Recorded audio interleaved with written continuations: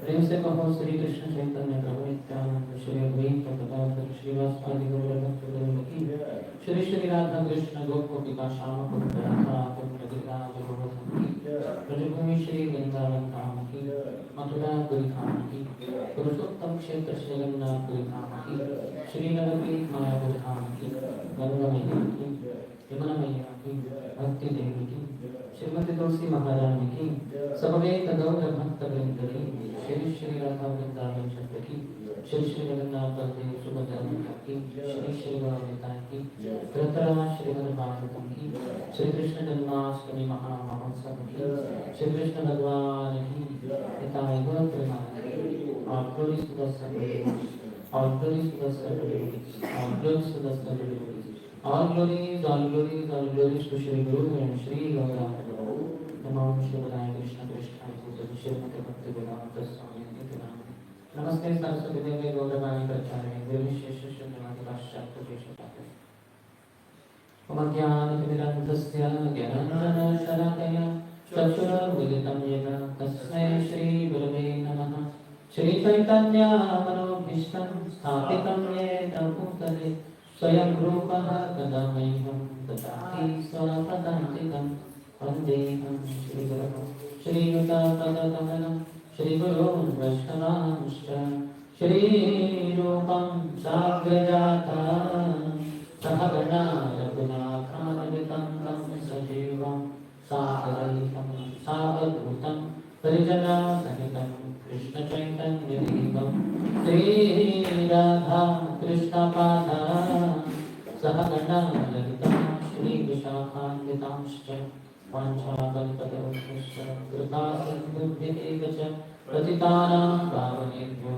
वैष्णवेभ्यो नमो नमः नमो महावदान्याय कृष्णप्रेमप्रदायते कृष्णाय कृष्णचैतन्य नामने गौरवतिसे नमः हे कृष्ण करुणा सिन्धु दीनबन्धो जगत्पते गोपेश गोपिकान्त राधाकान्त नमोस्तुते सप्तकाञ्चन गौराङ्गी राधे वृन्दावनेश्वरी वृषभानुसुते देवी प्रणमामि हरिप्रिये जय श्री कृष्ण चैतन्य प्रभु नित्यानंद श्री अद्वैत गदाधर श्रीवासादि गौर भक्तवृंद हरे कृष्णा कृष्णा कृष्णा हरे हरे हरे राम राम राम हरे हरे।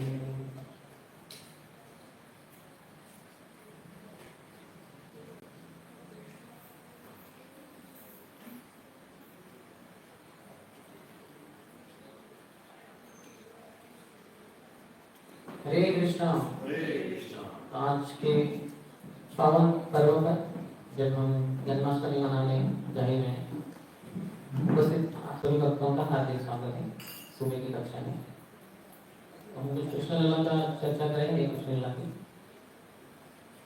तो भगवान अवतरित होते इस धरातल पर बारंबार, तो हम इनको क्यों मनाते हैं? शास्त्रों में कहा इसलिए, लेकिन इससे होगा क्या? साल में 365 दिन है, उसमें से एक दिन अगर मनाए हम जन्माष्टमी, 364 दिन तो हम भूल जाएंगे। लेकिन ये शुरुआत है, जैसे कोई छोटा बालक होता है, जब चलने सीख रहा होता है तो शुरुआत पहले दिन 10 किलोमीटर नहीं चलता, 10,000 स्टेप्स जो हम काउंट करते हैं उसको हम वो देते नहीं स्मार्ट वॉच, नहीं वो पहले तो थोड़ा सा प्रयास करेगा दीवार को पकड़ के, वैसे तो खड़ा हो जाएगा और फिर खड़ा होने के बाद थोड़ा थोड़ा चलेगा, फिर से गिर जाएगा। लेकिन धीरे धीरे देखेंगे तो उसकी चलना ज़्यादा होता है, गिरेगा नहीं फिर, और फिर एक बार आएगा जब वो गिरेगा ही नहीं, चलते ही जाएगा। तो यही शास्त्रों में इसके लिए बताया गया है कि हम शुरुआत को करें एक मानव जन्म में, और महान आचार्य श्री प्रभुपाद ने चैतन्य महाप्रभु कृपा है हम इसी जीवन में भी परिपूर्णता प्राप्त कर सकते हैं, ऐसे जन्माष्टमी मनाकर। और जन्माष्टमी हर दिन हर क्षण मनाएंगे तो जन्माष्टमी यानी क्या, जो कंस का कारागृह था वहाँ कृष्ण प्रकट हुए, वहाँ अंधेरा था, एक तरीके से अज्ञान था, बाकी सब तो कैदी जो थे वो तो अज्ञानी थे, तो न जानकर कि सब कुछ भगवान का है और राजा को सुपुर्द किया है, अपने के लिए वो ले रहे थे गलत तरीके से, तो वहाँ वो बंदिश थे। वसुदेव देवकी वैसे नहीं थे, वो तो सज्जन थे, महान शुद्ध भक्त थे, लेकिन फिर भी उनको डाला गया। तो ऐसे घने अंधकार में अज्ञान में जो स्थान है वहाँ कृष्ण अवतरित हुए, तो तुरंत सब प्रकाशमान भी हुआ, सब जो कारागृह था वो प्रकाशमान हुआ, यहाँ तक कि फिर भगवान ने उनको ज्ञान भी दिया। ये मत समझे कि मैं एक छोटा बालक हूँ, मैं तो पूर्ण पुरुषोत्तम भगवान हूँ, मैं विष्णु हूँ, चतुर्भुज रूप भी दिखाया हमको वसुदेव देवकी एक तरीके से। अगर वो हम जिससे अज्ञान में होते हैं महामाया की बहिरंगा शक्ति भगवान की दुर्गा जिसकी नहीं करे, वैसे अज्ञान में नहीं थे दोनों वसुदेव और देवकी, लेकिन वो अंतरंग शक्ति के अंतर्गत मत्स्य रस में सोच रहे थे कि ये तो छोटा बालक है हमारा, ये तो मारा जाएगा, पहले 6 बालक मारे गए तो उनके समान ये भी मारा जाएगा। तो उनको सांत्वना देने के लिए ये मत सोचिए कि मैं कोई सामान्य बालक हूँ, मैं साक्षात विष्णु हूँ, उन्होंने तो चतुर्भुज रूप दिखाया। तो पहले एक तरीके से उनका अज्ञान दूर किया, क्योंकि उनका अज्ञान हमारे अज्ञान की तरह नहीं है, लेकिन फिर भी एक तरीके से जो अज्ञान है वो दूर करते। तो भगवान आते इस संसार में अज्ञान को नष्ट करने के लिए। परित्राणाय साधूनां विनाशाय च दुष्कृतां धर्म संस्थापनाय संभवामि युगे युगे।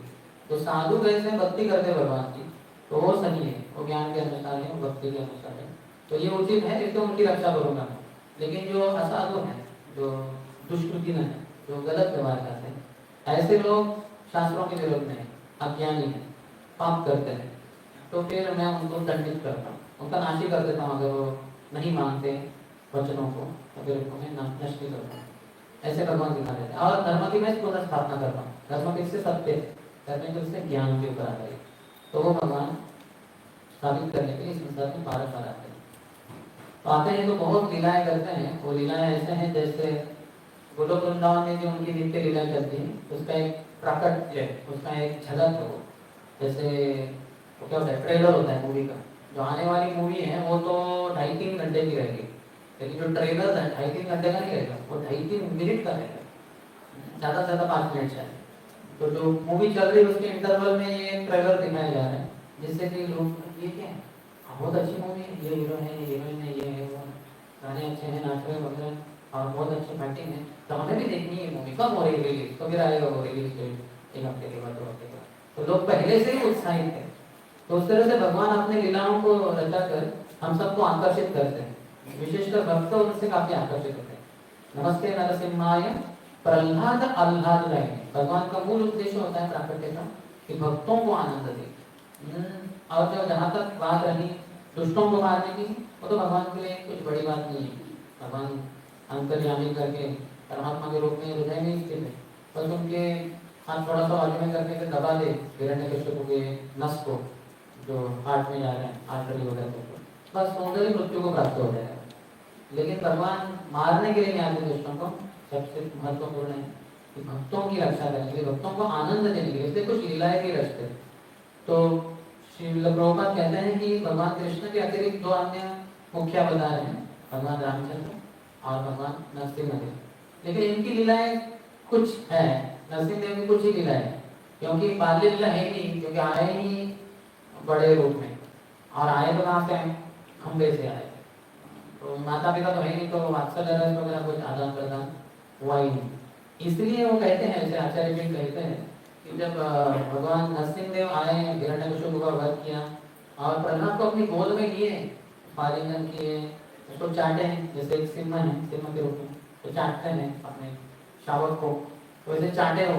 और देखा कि प्रहलाद बहुत अच्छा अनुभव कर रहा है अपने मेरे साथ, मेरे द्वारा प्रेम प्राप्त कर।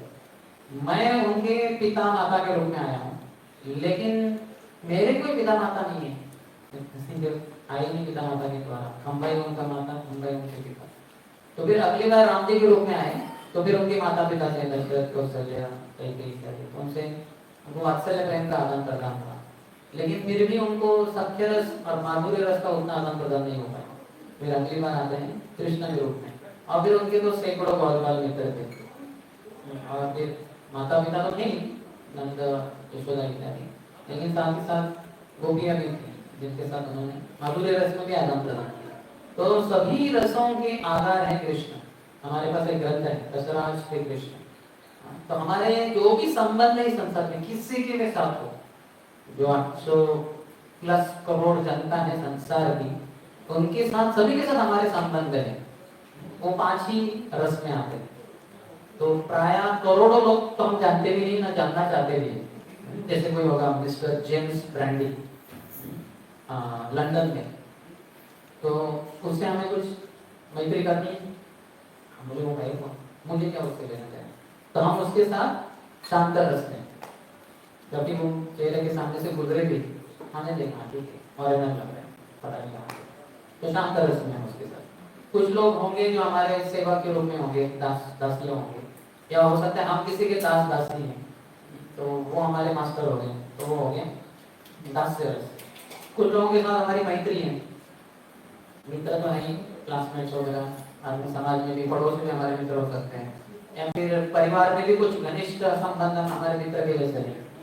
और कुछ जो बड़े हैं वो सख्य रस हो गया, कुछ जो बड़े हैं हमसे उम्र में, उनके साथ हमारा वात्सल्य रस होगा। माता पिता तो नहीं, लेकिन चाचा चाची, नाना नानी, दादा नाना और मामा मामी, भारत में बहुत सारे मौसा फूफा बुआ बुआ बहुत कोई, तो उनको सबके साथ हमारा वात्सल्य रस में, या फिर हमारे भी जो छोटे हैं, हमारे हमारे कजिन्स के बेटे होंगे, पुत्र पुत्री है, तो उनके साथ हमारा वात्सल्य रस में है। और पत्नी होगी, आशा है किसी की प्रेयसी नहीं है प्रियता नहीं, लेकिन वो होते हैं संसार में बाहर के लोगों के, या फिर पत्नी होगी या पत्नी के लिए पति है, तो ये है माधुर्य रस। तो हमारे सभी के कुछ ना कुछ ये सब रस में आदान प्रदान हो ही रहे, लेकिन हमारा जो आदान प्रदान है ये कुछ ही लोगों के साथ सीमित है, सभी जनता के साथ नहीं है। बहुत संख्य तो हमारे शांत रस में ही हम कुछ लेना देना चाहते नहीं हमसे, लेकिन भगवान रसराज श्री कृष्ण सभी के साथ उनका संबंध है, सभी के साथ 5 रसों में वो आदान प्रदान करने के लिए लालय करते। तो ऐसे कृष्ण है, ये लीला पुरुषोत्तम लीलाएं रचते हैं, ऐसी अनोखी लीला है जो संसार में आज तक किसी ने की। इसलिए भगवान की लीलाओं को पूरे संसार में इसका गुणगान किया जाता है, भगवान का भी गुणगान किया जाता है, लेकिन भगवान सबसे व्यक्ति महत्वपूर्ण है उसके गुण। तो भगवान के गुणों का प्रदर्शन होता है उनकी लीलाओं के द्वारा। बिना लीला के कैसे समझेंगे? जैसे अन्य भी कुछ धर्म संप्रदाय हैं जिनमें कहते हैं कि शायद अल्लाह का मतलब है गॉड इज ग्रेट, भगवान महान। तो महान है तो कैसे महान है, कैसे समझे हम? महान महान क्या होता है? बड़े है क्या कद में? हम सब 5-6 फीट वाले, वो क्या 10 फीट वाले, 15 फीट वाले? महान यानी क्या हुआ? वो कुछ उसके लिए कुछ लीला है ही नहीं उन ग्रंथों में, है कुछ लीला ही नहीं। भगवान कह रहे हो बस गॉड गॉड। और जैसे कुछ अन्य धर्मों में जैसे बताया गया कि एक वो जलती हुई ज्वाला के समान थे, पेड़ में से जैसे अग्नि प्रज्वलित हुआ और वहां से भगवान ने आदेश दिया और 10 कमांडमेंट्स दिए और फिर उसको लिख दिया गया, और फिर वो धर्म में वो लोग उसको पालन करते हैं। जैसे लेके उसमें दाऊ शाह नॉट किल, दूसरों की हत्या मत करो, जानवरों की किसी की भी हत्या मत करो। तो बस इतना ही पता है भगवान का रूप, उनके आंखें, उनके ओठ, उनके कान, उनके हर अवयव, इसका कुछ भी वर्णन अन्य किधर भी शास्त्रों में नहीं है कि किधर भी नहीं है। और इसके परे फिर उनके गुण जो है वो तो बता ही गए हैं, अनंत गुण है, लेकिन 64 गुणों के बारे में बताया गया है रूप गोस्वामी के द्वारा।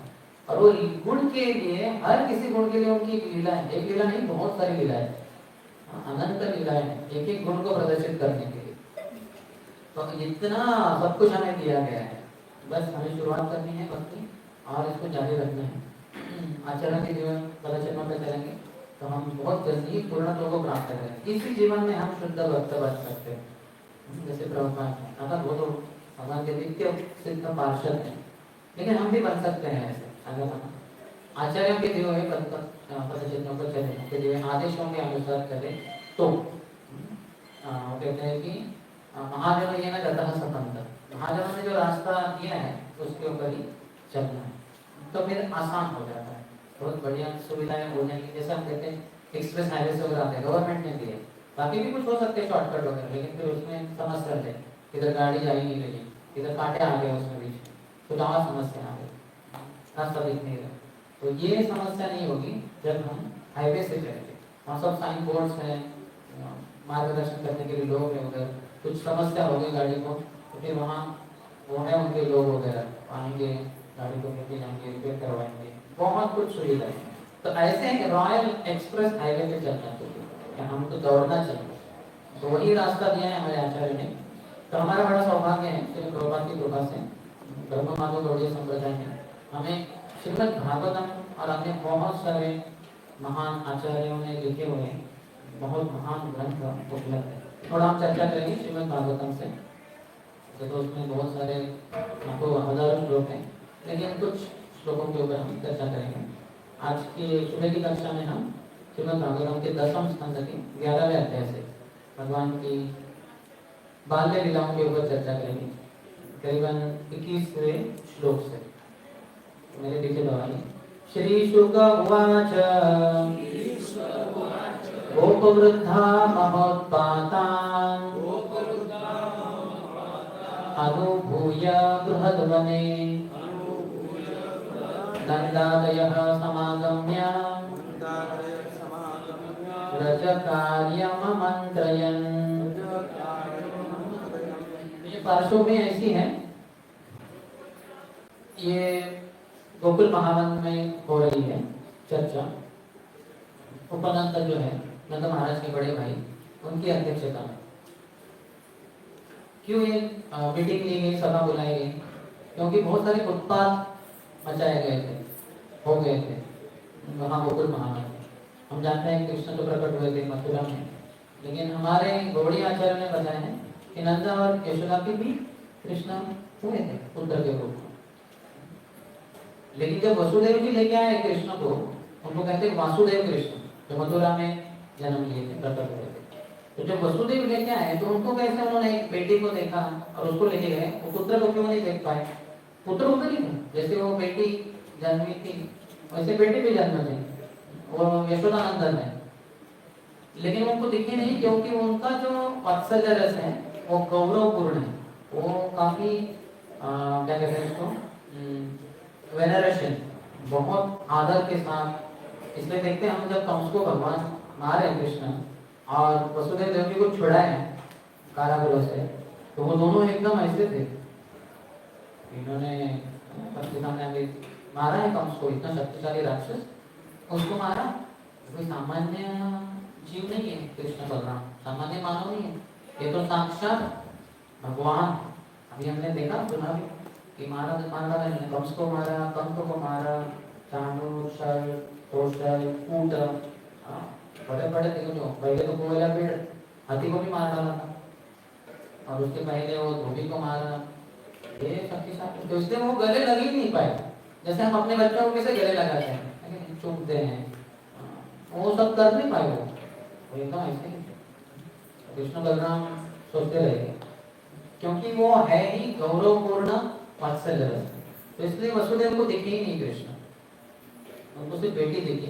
तो जब उन्होंने वो कृष्ण को रखे उधर, तो वहाँ यशोदानंदन थे, तो ये वाले कृष्ण, वासुदेव कृष्ण और यशोदानंदन दोनों एक हो गए, और फिर वो कृष्ण उधर थे, और फिर वो पुत्री को लेके गए। फिर यहाँ जो लीलाएं चली, तो करीबन 3 साल 4 महीने के लिए कृष्ण इधर थे, ये गोकुल महानंद की बात है।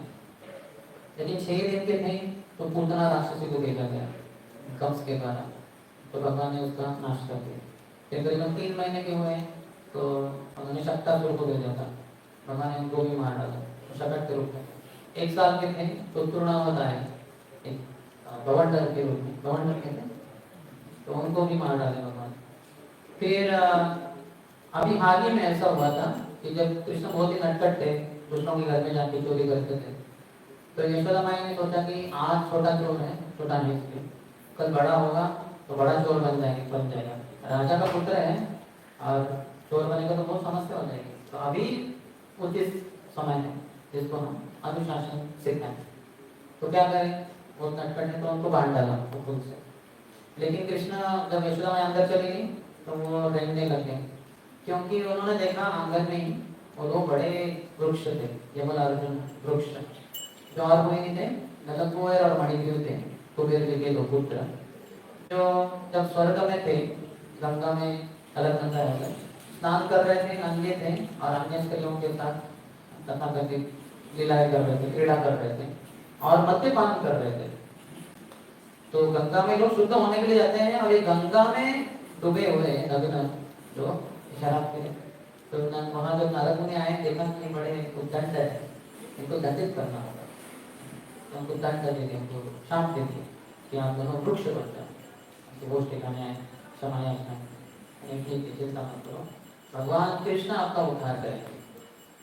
तो उस तरह से वो आए थे। पहले तो जो जन्म हुआ था उनको थोड़ा दूरी पे हुआ था, छोटे जो प्लांट्स बढ़ गए थे वो, तो नंद महाराज ने सोचा कि ये बहुत ही पवित्र वृक्ष है यमलार्जुन, तो इसलिए यहाँ नहीं, हमारे आंगन में होनी चाहिए। पवित्र जो पेड़ होते हैं हमारे आंगन में हम रखते हैं, जैसे टैनियन ट्री है, बड़ा वृक्ष है, तुलसी तो होगा ही सबसे पहला, तो ये भी होना चाहिए। तो उधर से उखाड़ के नंदा महाराज ने उनको अपने नंदा भवन के जो आंगन था उधर लगाए और सभी जो ब्रजवासीगण थे वो उनको प्रदक्षिणा करते थे और मन्नत मांगते थे कि नंदा यशोदा काफी वृद्ध हो रहे हैं और वो राजा रानी है, लेकिन उनको पुत्र नहीं है, हमें राजकुमार चाहिए, तो हे केवलार्जुन दोस्तों, हम आपसे मन्नत मांगते हैं कि कृपया इनको पुत्र प्रदान कीजिए।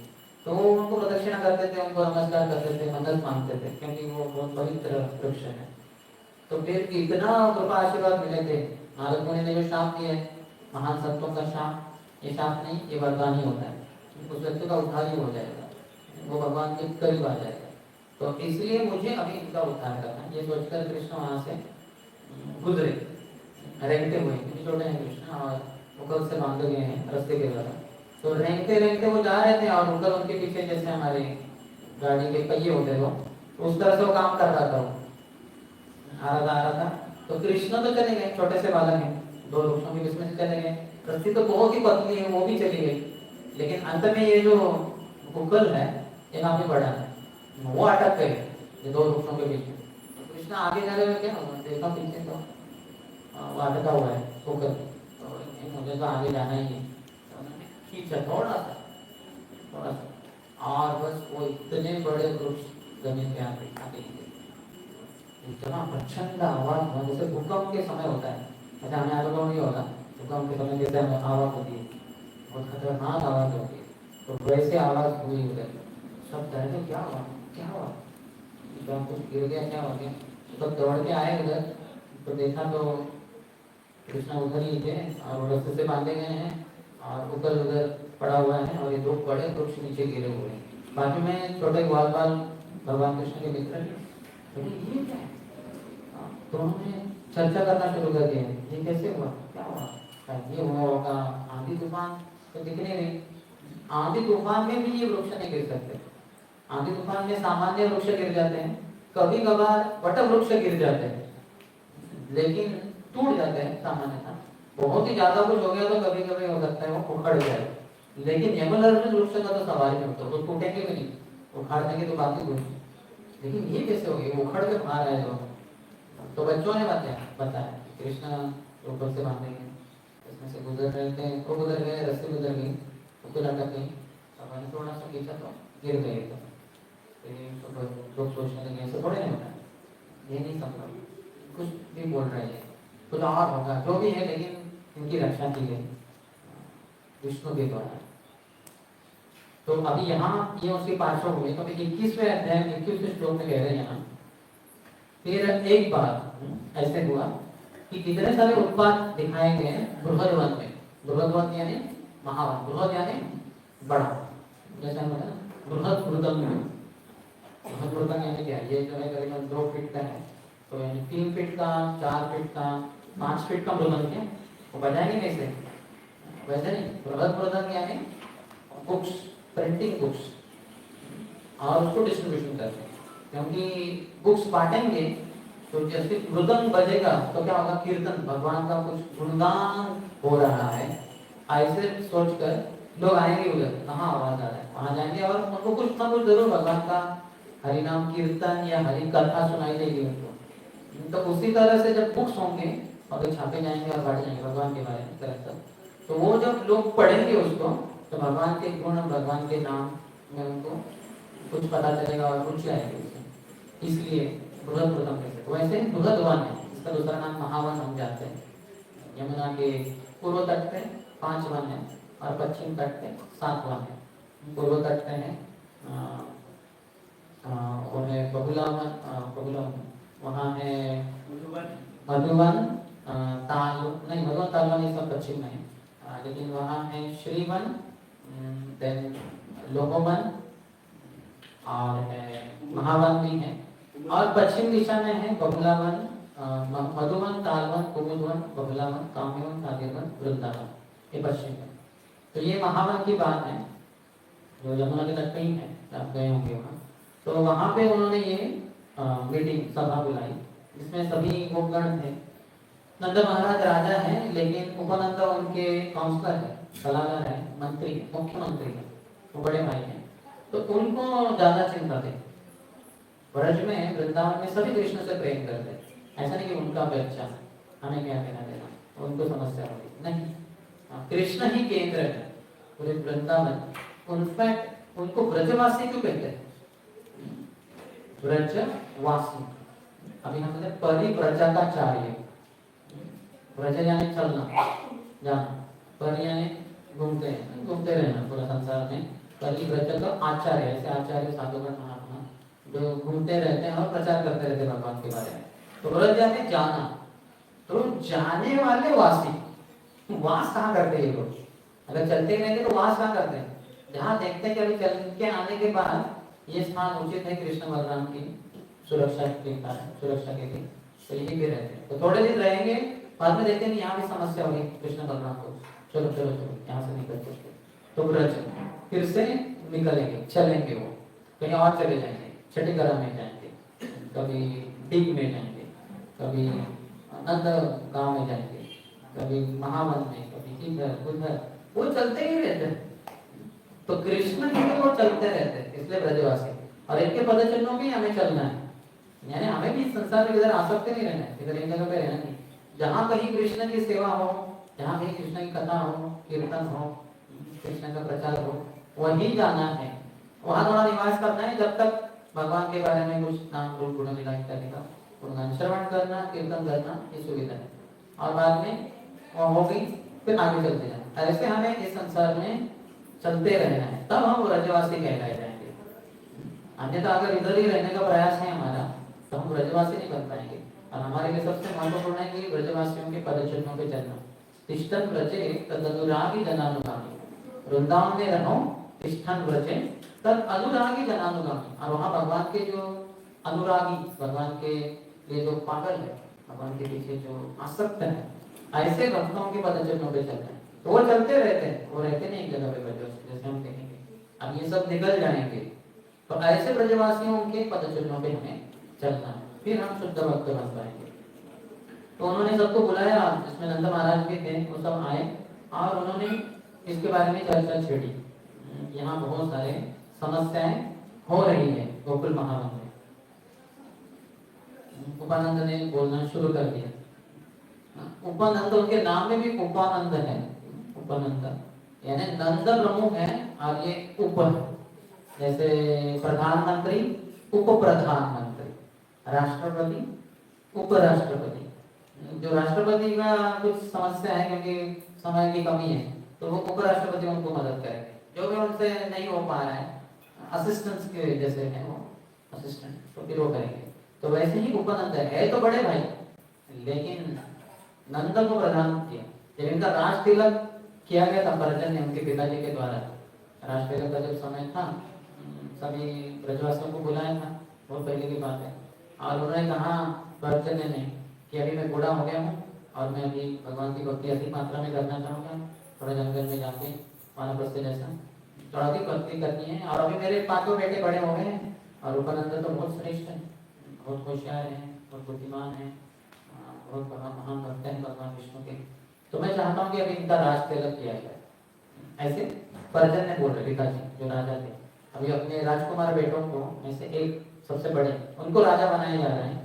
तो उपनंद खड़े हुए और कहे कि मेरा नाम है उपनंद है, नंद प्रमुख है और मैं उपनंद हूँ, मैं उनको सहायक के रूप में ही हूँ। और सब जानते हैं नंद महाराज कितने महान है, मेरे भैया छोटे भाई, वो ये है वो है, उनके इतना गुणगान किया। और मैं समझता हूँ कि इनका ही राज तिलक किया जाए। तो जैसे सबने सुना हो तो सभी ने तालियां बजाई, वो क्या बड़प्पन है, कितनी महान है ये, इतने बड़े हैं राजकुमार, अभी राजा बनने जा रहे थे, अपने पद को बिना बोले पिताजी ने तो घोषित कर दिया था कि ये राजा है उपनंद, उन्होंने ही वॉलंटरली, कौन होगा सुन के आपको यहाँ दिया गया प्रधानमंत्री, यहाँ के आपके लिए क्या है प्रेसिडेंट बनाए मंदिर के, अब बनाने जा रहे हैं, राधेश्याम को आए घोषित करने जा रहे हैं सब जगह ही पंकज नेता को कोई भी आपको प्रधान आपको यहाँ के क्या कहते हैं प्रेसिडेंट अध्यक्ष के रूप में सबको पता है कि आपका ही नाम है और आप बनाए जाने वाले और आपको चेयर पे भी बिठा है, तो आपको हिम्मत होगी क्या, आपके मन में विचार भी आएगा क्या कि नहीं नहीं मैं नहीं भाई, ये गिरिधारी तो अच्छे हैं, तो कर्मचारी हैं, आ सकता है, मैं तो आ सकता हूँ, ये अच्छे रहेंगे, या फिर सख्य रस तो अच्छा रहेगा, वो बने प्रेसिडेंट, ऐसा विचार कभी आएगा हमारे मन में, बस मैं ही मैं हूँ दूसरा कोई नहीं, लेकिन ऐसे विचार है मैं ही श्रेष्ठ हूँ, मैं ही इसके लिए पात्र हूँ और कोई नहीं संसार में, पूरे संसार में पृथ्वी में नगर अध्यक्ष बनेंगे, नगराध्यक्ष। वैसे बचपन से मेरी इच्छा रही कि मैं नगराध्यक्ष बनूं पॉलिटिशियन एमएलए वगैरह सब प्रयास किया मैंने, तब असफल ही रहा। चलो अभी कम से कम इस्कॉन में आने के बाद तो इस्कॉन का मंदिर का अध्यक्ष है नगराध्यक्ष बन जाऊं तो क्या बात होगी, ऐसे ही हम सोचेंगे। किसी के मन में भी सपने में भी आएगा, आपके सपने में भी कोई अगर इस्कॉन मंदिर का अध्यक्ष बनेगा हमारी वजह से, हम तुरंत उसको सपने मार डालेंगे एक नहीं, तो इतना हम दास ये जो हमें बताया गया है, मैं ब्राह्मण नहीं, क्षत्रिय नहीं, वैश्य नहीं, शूद्र नहीं, ब्रह्मचर्य नहीं, गृहस्थ नहीं, वानप्रस्थ नहीं, सन्यासी, मैं बस कृष्ण के दासों के दासों के दासों के दासों के दासों के दासों। ये तो बोलने के लिए होता है, जीवन में आता नहीं है। जब तक महान भक्तों की सेवा ना करें, उनसे श्रवण न करें और उनके आशीर्वाद से वो साक्षात्कार हो कि बस जी कृष्णदास, यही विश्वास कर ले तो आप दुख में, मैं कृष्णदास के रूप में अपना अगर घोषणा कर दो दासों के दास, तो यही विश्वास कर ले तो आप दुख नहीं, यही विश्वास कर ले तो दुख नहीं, तो और कोई दुख नहीं रहेगा मेरे जीवन में। जैसे सोचते मैं कृष्ण दास नहीं हूँ, मैं ये हूँ, मैं वो हूँ, फिर झंझट ही झंझट, बहुत सारी समस्या। तो ऐसे नंद उपनंद है, तो और इनका पूरा, इनकी तो बेटी सुनंदा थी और कोई बालक होंगे उनके, सुनंदा का तो विवाह हो चुका है, वो है उधर 2 दिन के उधर। इनको अपने बेटियों से ज्यादा कृष्ण से प्रेम है और बता रहे हैं कि हमने देखा अभी हाल ही में जब सभी कृष्ण आए तो इतनी सारी समस्या हो रही है उनको, तो हम नहीं चाहते कि वो ऐसी समस्या में हो।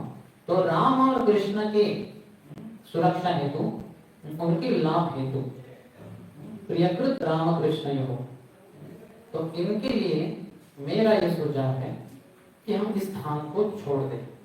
अगर आप सबको भी बोला जाए कि आप ये सब स्थान छोड़ दीजिए, अभी थोड़ा हुआ ही था शायद मंदिर की तरफ और होना है, तो वहां पे घर ले लीजिए सब, ये आपके यहाँ से जो इस दिशा में रहता है इधर था ना जगह, समझे उधर जाना है सबको, तो इधर इधर से यहाँ से जो भी आगे जिनके घर है, जो भी भक्तों के, सब अपने घर छोड़ दो और इस दिशा में आ जाओगे, क्योंकि हमारा मंदिर उधर बनने जा रहा है।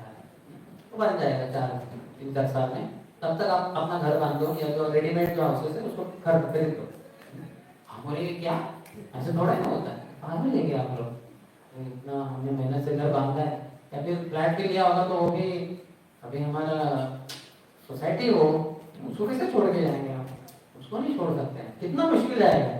तो देखिए हम कितने दूर है ब्रजवासियों से, है ना। अब बोले हाँ वो यूपी में है, हमारा सब वैसे नहीं, विचारधारा में, मनोभावना में वो कुछ भी छोड़ने के लिए, ताकने के लिए तुरंत तैयार होते थे। और ऐसा नहीं कि इनके सब झोपड़ी वगैरह थे, घर नहीं थे, ऐसे ही थे, वो रोड पे रहते थे, नहीं, सबके अच्छे अच्छे मकान। हाँ, उपानंद क्या ऐसे कोई सामान्य व्यक्ति नहीं, वो भी बर्तने के पुत्र है, मुख्यमंत्री, उनका भी अच्छा महल था उधर। नंद बाबा का तो 84 खंबा, हाँ वो है, आज भी देखने जाएंगे आप, तो इतना सुंदर था, सब कुछ त्यागने के तुरंत तैयार। इसको कहते हैं भक्त, शुद्ध भक्त। और इनको अभी देखिए, अगर ऐसा कोई प्रपोजल दे दे कि आप राजेश्वर को आया हो, आप यहाँ इस दिशा में रहते, सब छोड़ दो आप घर को, और यहाँ बेच डालो उसको, और यहाँ पे नया घर लो, ओके, तो हम ऐसे देखते रहेंगे राजेश्वर को। खुद का तो कुछ घर नहीं ना कुछ, हमें भी बेघर कर रहे हैं। खुद के लिए अच्छा रूम होगा शायद आश्रम में, पुणे में, हमें ऐसे बेघर कर रहे हैं, ऐसा क्या है, तो ऐसा तो नहीं बोलेंगे कि नहीं, लेकिन वैसे मन में बनाएगा। लेकिन ये देखिए, ये ब्रजवासी, तो फिर उनको पूछा गया फिर कौन सा स्थान रहेगा उचित, तो उन्होंने बता दिया कि यमुना के उस पार पश्चिम दिशा में, वहाँ बहुत अच्छा हरियाली, घास से भरा वगैरह, बहुत अच्छा वो वहाँ ये वन है जिसका नाम है वृंदावन, जो फैला है गोवर्धन तक। उन दिनों में गोवर्धन तक था वृंदावन, वो सब था। आज की तारीख में हम जो जानते हैं वृंदावन छठीकरा से इस तरफ, या फिर भक्तिवेदांत मार्ग जो आज है, वहाँ से लेके इस दिशा में गोविंद मंदिर वगैरह, उसको वृंदावन मानते हैं। और फिर आगे जो छठीकरा तक तो 5-6 किलोमीटर प्राय कुछ है ही नहीं, थोड़े इधर मंदिर माने गए। और फिर छठीकरा से आगे तो फिर सुनसान रास्ता ही, खेती है दोनों तरफ, और फिर 15 किलोमीटर की दूरी के बाद गोवर्धन पर्वत आता है। लेकिन उन दिनों में ऐसा नहीं था, वो सब वृंदावन माना जाता था। तो आज की तारीख में है, लेकिन भरा हुआ नहीं होता। तो ये सब सोचे कि चलो वहां पे जाएंगे हम, कि वही कुछ स्थान है। वो पहले भगवान को धन्यवाद देते विष्णु को कि ये सब जो घटनाएं हुई, उतना आई, चक्तासुर, तृणावर, इनसे बचाया बच्चों को। अभी इतने बड़े पेड़ गिर गए, न तो कृष्ण उसके नीचे मसले गए, न तो ये बालक, इनको भी कुछ हानि नहीं हुई। ये सब विष्णु की कृपा है हमारे ऊपर। तो लेकिन फिर भी पता नहीं, कुछ तो समझता है, उचित रहेगा, चलो चलते हैं। कुछ एक कोई ऐसा अनजान, कुछ जो हम जानते नहीं, ऐसा कोई राक्षस है जिसके कारण ये सब उत्पाद मचाए जा रहे हैं।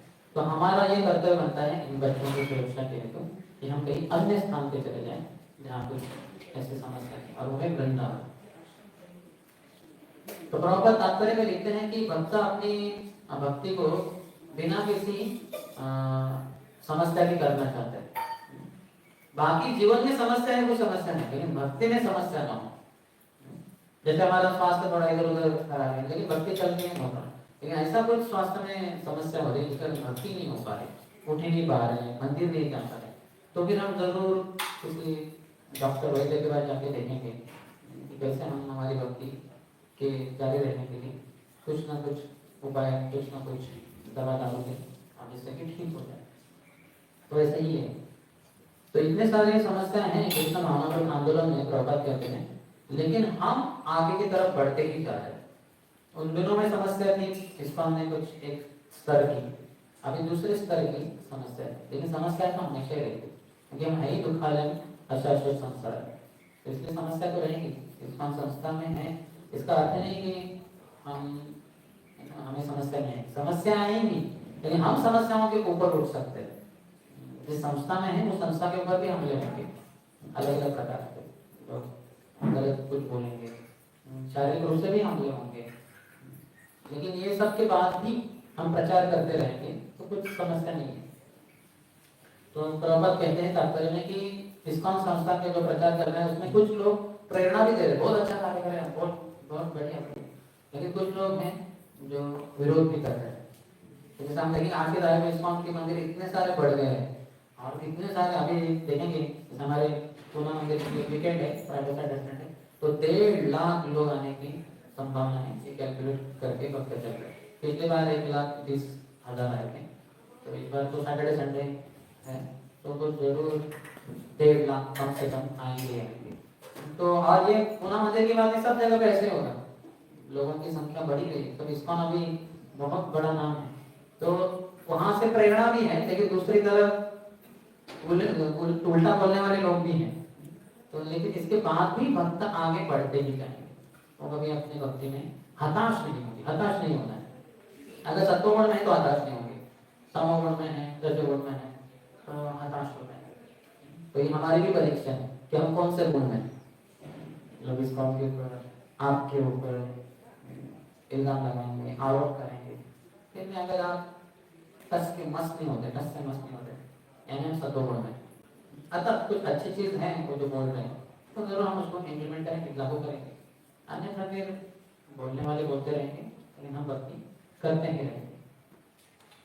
तो उन्होंने वृंदावन का वर्णन किया कि यमुना वहाँ बहती है और यमुना के तट पे है, बहुत अच्छी हरी भरी घास है उधर, गैयों के लिए अच्छा मिलेगा उधर, वहाँ गोवर्धन तो है ही, तो बहुत अच्छा है। ऐसे करके सभी ने उसका गुणगान किया, तो चलो चलते हैं। तो बस उन्होंने आवश्यक जो सामग्री थी वो बांध दी और चल दी अपने बैलगाड़ियों के ऊपर, कुछ चल के शस्त्र लेकर ये वो, क्योंकि घर रह के सबके उधर ही।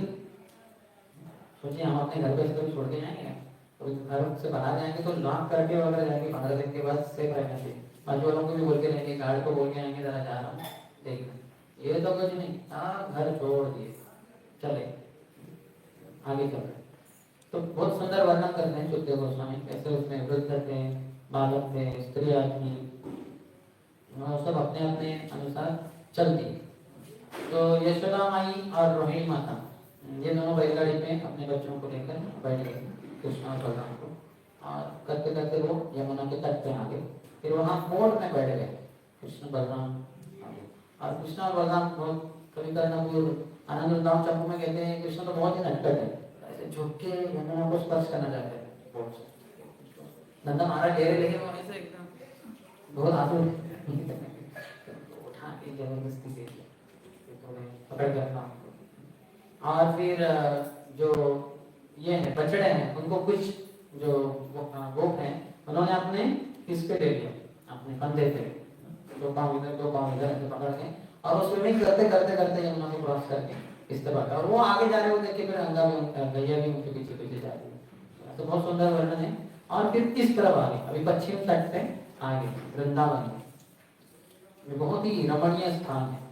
वृंदावनम संप्रविश्य सर्वकाल सुखावहम तत्र चक्रुर्व्रजवासं शकटेर अर्धचंद्रवत्।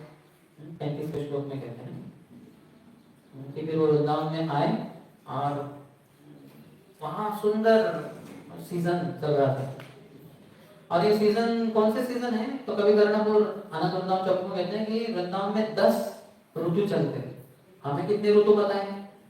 6 ही ऋतु पता है। जैसे अभी कौन सा चल रहा है, एक तरीके से वर्षा अंत हो रहा है और शरद ऋतु शुरू होने जा रहा है, क्या हो गया, तो वर्षा, शरद, हेमंत, शिशिर, वसंत और ग्रीष्म, 6 ऋतु हमें पता है, 2-2 महीने के, तो 12 महीने में 2-2 करके 6 ऋतु होते हैं। तो वृंदावन में ये 6 ऋतु होते हैं ऋतु काल के अनुसार। और इसके अलावा कुछ कुछ स्थानों पे 2-2 ऋतु एक साथ होते हैं, जैसे पकड़ लीजिए ग्रीष्म और वर्षा, वो एक ही जगह पे दोनों का प्रभाव एक ही वन में है।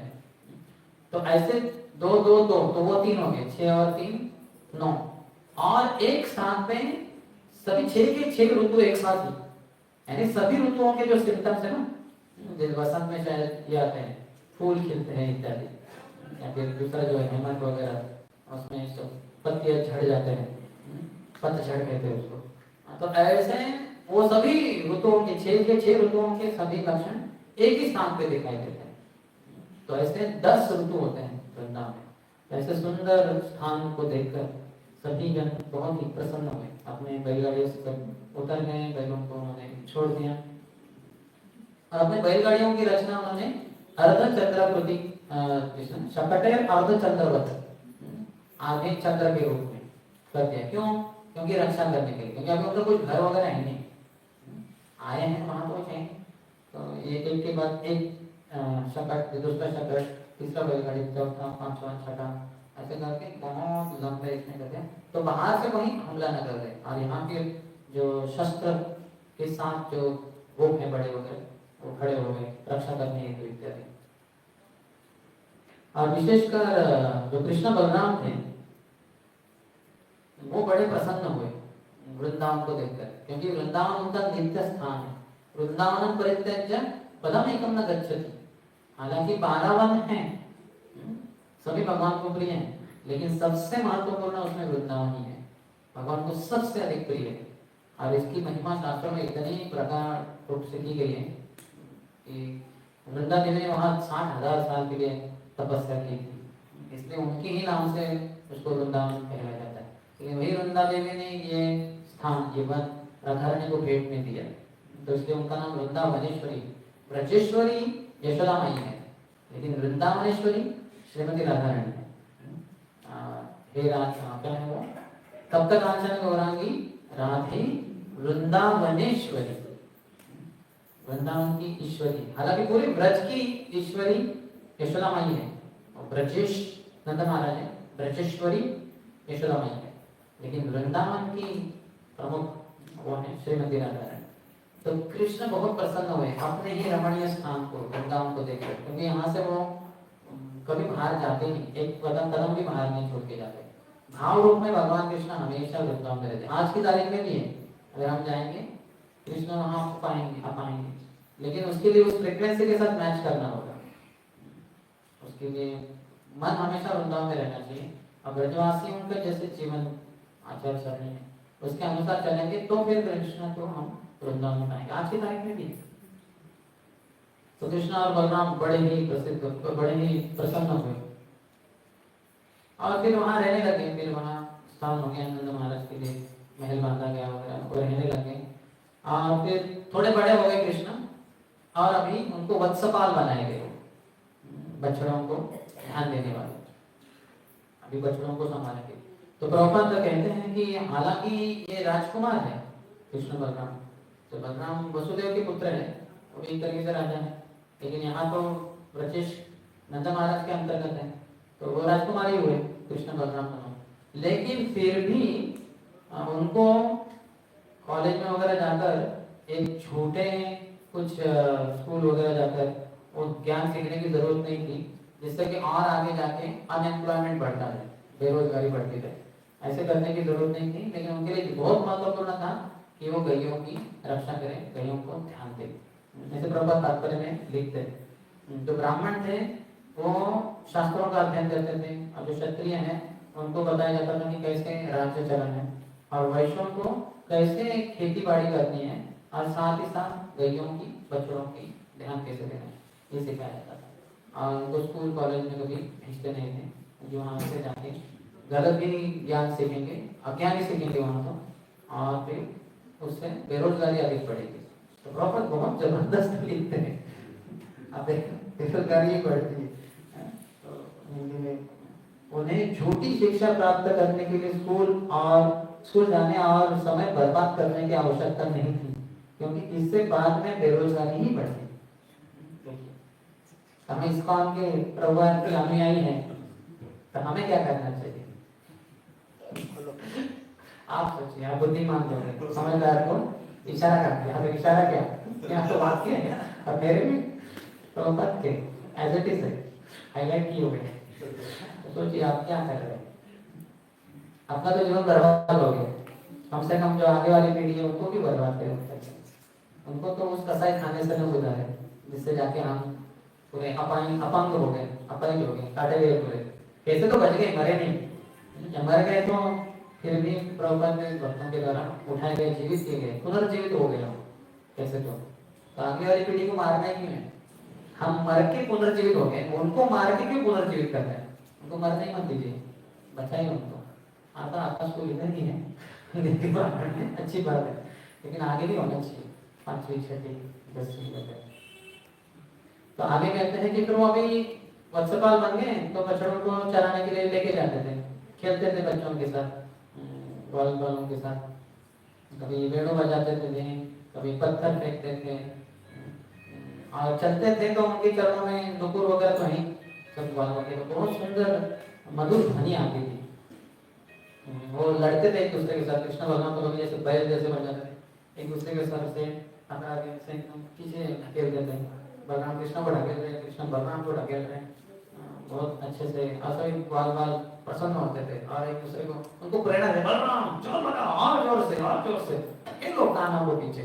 और फिर कुछ कृष्ण वाले, अरे कान्हा तुम ढकेलो बलराम जी को, तुम कुछ काम नहीं हो, दाऊ जी को पीछे ढकेलो उनको, तो बहुत प्रेरणा देते थे और वो आगे चलते रहते थे उनके, बहुत खेलते थे यमुना के किनारे, तो हम कहते हैं यमुना तीरा वनचारी, तो ये वो है क्या किधर है, तो सब बार बार खेलते थे, बछड़े भी है शायद, तो गैया तो नहीं है शायद, तो वही एक तरह का सीन है वो, उसका ही वर्णन हुआ है श्रीमद् भागवतम में। ऐसे खेलते थे, दिन बीतते जा रहे थे, तो कहाँ तक जा सकते थे वत्सपाल के रूप में? जहां तक माता यशोदा की नंद भवन के ऊपर से जहां तक दृष्टि जा सकती वहां तक ही जा सकते थे, बहुत लंबे घने जंगलों में नहीं जा सकते थे और लंबे समय के लिए भी नहीं जा सकते थे। जैसे ग्वाल वो जो गोप बन गए तो जल्दी आते थे, शाम को लेट आते थे, 3:30 4 बजे आते थे घर में, लेकिन अभी वत्सपाल है तो जल्दी आना है घर में, कम समय के लिए जाना है, कम दूरी पे जाना है, तो ऐसे करते थे, खेलते थे, बहुत अच्छा लगता था हमको। ऐसे करते करते एक बार ऐसा हुआ कि एक राक्षस आ गया कंस के द्वारा भेजा हुआ, वो था वत्सासुर, वत्स के रूप में आ गया, बछड़े के रूप में आ गया और वो वहां मिल गया अन्य बछड़ों के साथ, और वो भी कूद रहे इधर उधर घूम रहे, जैसे अन्य बछड़े नहीं कर रहे वैसे ये भी कर रहे हैं, और वो राक्षस है, उसके पास राक्षसी विद्या है, राक्षसी जादू है, उसके कारण वो इस तरह से पेश आ रहा था कि जैसे मानो कोई सामान्य बछड़ा हो, जिसके कारण किसी को संशय आया नहीं, कोई भी संशय नहीं कर पाया। लेकिन कृष्ण तो सर्वज्ञ है, भगवान के 3 कैरेक्टरिस्टिक होते हैं, सर्वज्ञ, सर्वत्र यानी सर्वस्थित और सर्वशक्तिमान, ओमनिशिएंट, ओमनीपोटेंट, ओमनीप्रेजेंट। तो भगवान सब कुछ जानते हैं, तो वो समझ गए ये तो राक्षस आया, तभी इसका कुछ तो करना होगा,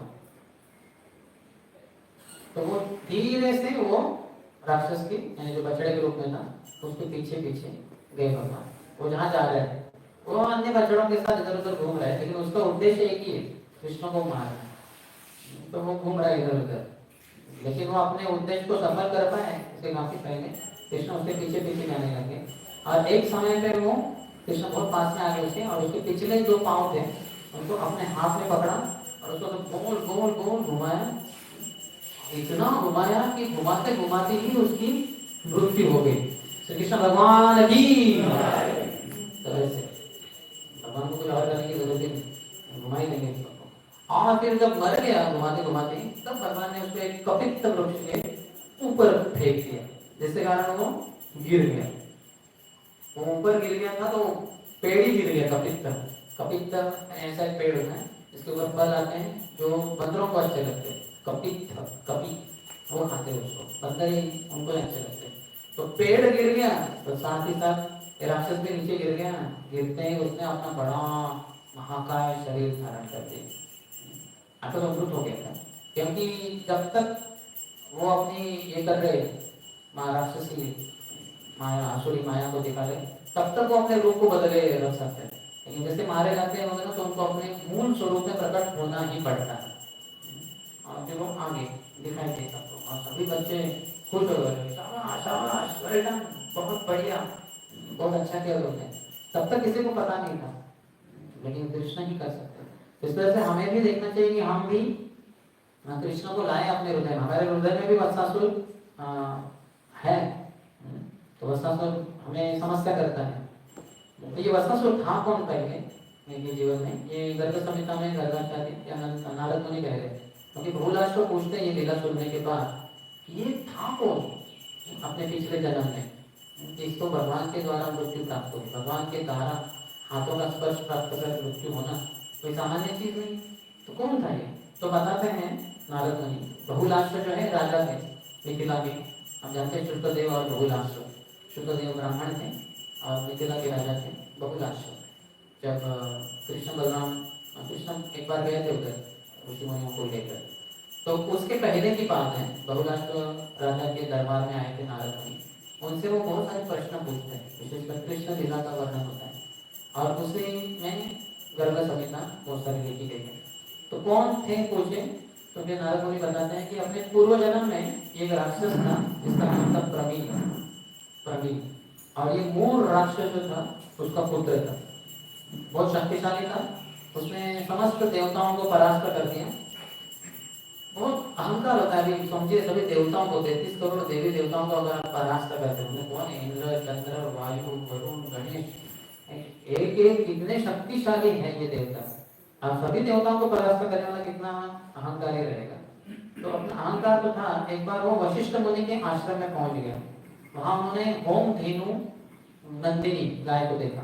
होम हवन, तो उसके लिए गाय होती है, जैसे कामधेनु होती है, वो अपनी सभी इच्छाओं को पूर्ति करते हैं। सब होम धेनु जब हम हवन करते हैं उसके लिए जो भी सामग्री लगती है, दूध दही इत्यादि, वो सब वो करती हैं, सप्लाई करती हैं। तो होम धेनु उसका नाम था नंदिनी। तो उनको देखा उन्होंने, तो बहुत बढ़िया है, बहुत कुछ प्रदान करती है, तो क्यों ना हम इसको ले ले। तो उसने कैसे लेने का प्रयास किया, वो एक ब्राह्मण के रूप में आ गए, राक्षस था उनको रूप बदलना आता है, ब्राह्मण के रूप में आ गए और निवेदन करने लगे हाथ जोड़कर कि हे नंदिनी, कृपया मुझे आप मेरी इच्छा पूर्ति कीजिए वगैरह। वशिष्ठ के पास गया और वशिष्ठ को कहा कि मुझे ये नंदिनी दे दो। तो वशिष्ठ तो त्रिकालदर्शी, उनको पता है कि ये तो राक्षस है, रूप से तो ब्राह्मण है, तो अभी कुछ बोल भी नहीं सकते क्योंकि ब्राह्मण के रूप में जो आया है तो राक्षस, लेकिन है तो ब्राह्मण के रूप में, तो कुछ अपशब्द नहीं बोल सकते, लेकिन हाँ भी नहीं बोल सकते क्योंकि नंदिनी कैसे हमें किसी राक्षस को सौंपते नहीं। तो फिर वो शांत थे। तो फिर जो नंदिनी थी वो क्रोधित हो गई और क्रोधित होकर उसने श्राप दे दिया कि तुम एक गाय के रूप में आए हो यहाँ और भीख मांग रहे हो, एक ब्राह्मण के रूप में आए हो और मेरे लिए भीख मांग रहे हो, तो तुम बछड़े बन जाओगे, एक राक्षस बन जाओगे बछड़े के रूप में, और फिर तुम्हें समस्या होगी किस तरह से। तो फिर वो उस ठिकाने आ गए। फिर वो वशिष्ठ और नंदिनी का प्रदक्षिणा करते हैं और उनके सामने झुक जाते हैं, प्रणाम करते हैं और रक्षा की मांग करते हैं, क्योंकि मुझे बचाइए, मुझे शाप से मुक्त कीजिए। तो कहते हैं कि अभी आपको तो ऐसे ही राक्षस के रूप में रहना पड़ेगा, एक बछड़े के राक्षस के रूप में, लेकिन जब कृष्ण आएंगे आगे भविष्य में 28वें युग में, वैवस्वत मनु के द्वापर युग के अंत में, तब वो तुम्हारा उद्धार करते हैं, उनके हाथों से तुम्हारा उद्धार होगा, तो फिर वो उसको संतुलन होगा। तो इस तरह से कृष्ण ने ये वत्सासुर को वध कर दिया। हमारे आचार्य बताते हैं वत्सासुर के बारे में।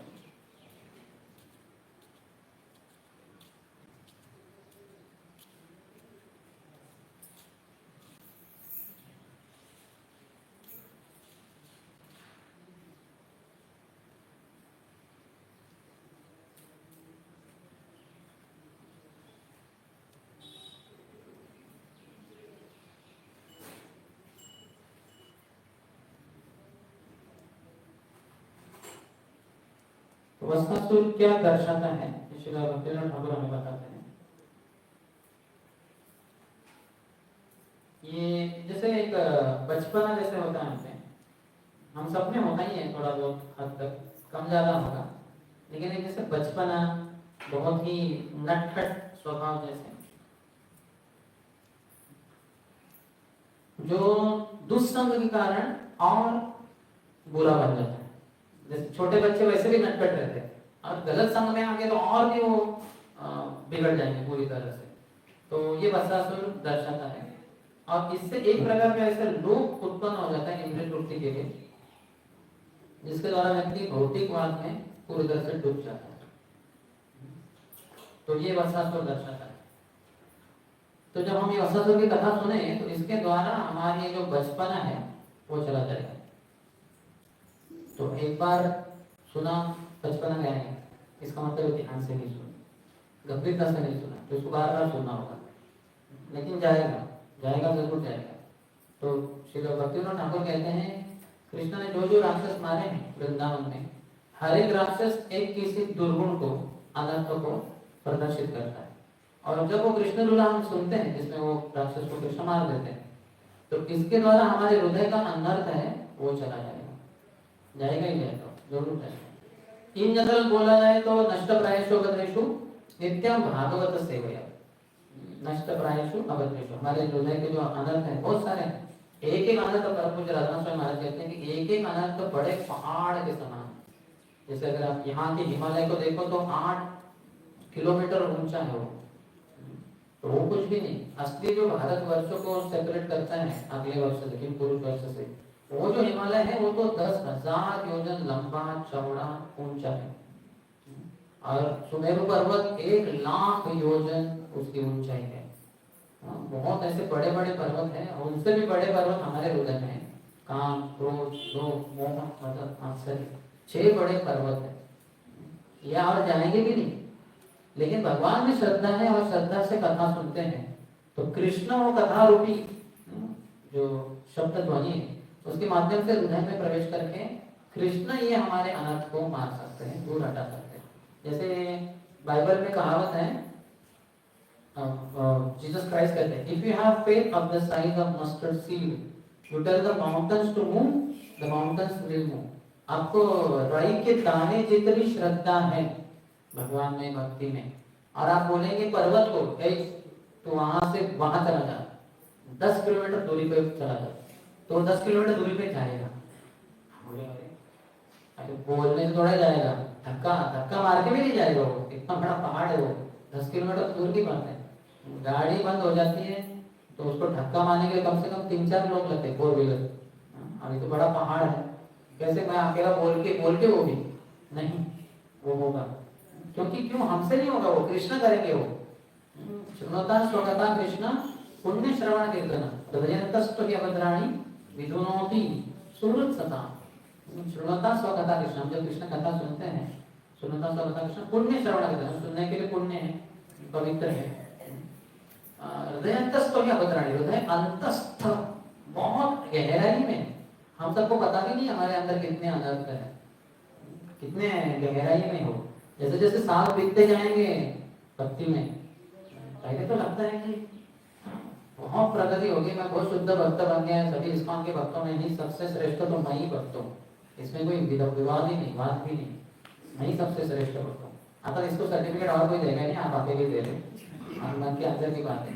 बाहर बोलेंगे तो बाकी बोलेंगे क्या प्रभु आप जब में सोते हैं, क्या प्रभु आप कथा में सोते हैं, क्या प्रभु आपको कुछ भी नहीं आता, आपका सब गाया गाना नाचना सब गलत है। तो भक्त हमें शुद्ध कर देंगे, लेकिन अंदर हमारा ऐसा भाव है कि नहीं मैं बहुत महान हूँ। लेकिन जैसे साल बीतते जाएंगे तब पता चलेगा कितने अनर्थ है। काम तो कूट कूट कर भरा है, क्रोध भी, मोह, लोभ भी, मद भी, मात्सर्य भी। 30 साल बीतेगा, 30 साल, 40 साल, ऐसा कोई शांति नहीं है, कोई शांति नहीं है। इतनी प्रबल इच्छा होती है कि 70-80 साल की उम्र होने के बाद भी विवाह करने की इच्छा होती है। कभी किसी को तीसरा विवाह करने की, चौथा विवाह, पहले 3 तो हो चुके डाइवोर्स हो गए, अभी चौथा विवाह करने निकले। 16 माला करने वाले निश्चित वक्त है, जब 70-80 साल उम्र के, तो इस तरह से माया बहुत प्रबल है और अनर्थ बहुत प्रबल है, फूट फूट के भरे हुए।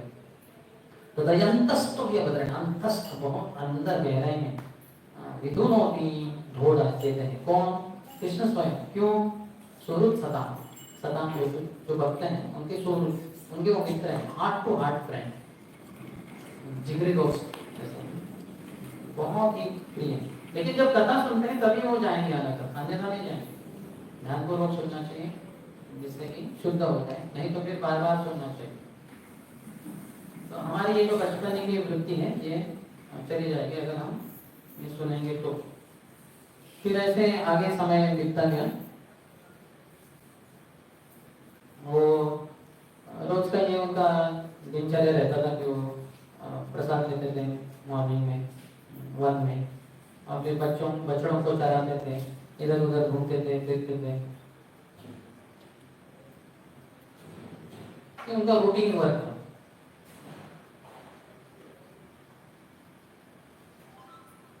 तो एक बार फिर वो यमुना के किनारे पे आ गए और वहाँ बछड़ों ने पानी पिया, बच्चों ने भी पिया।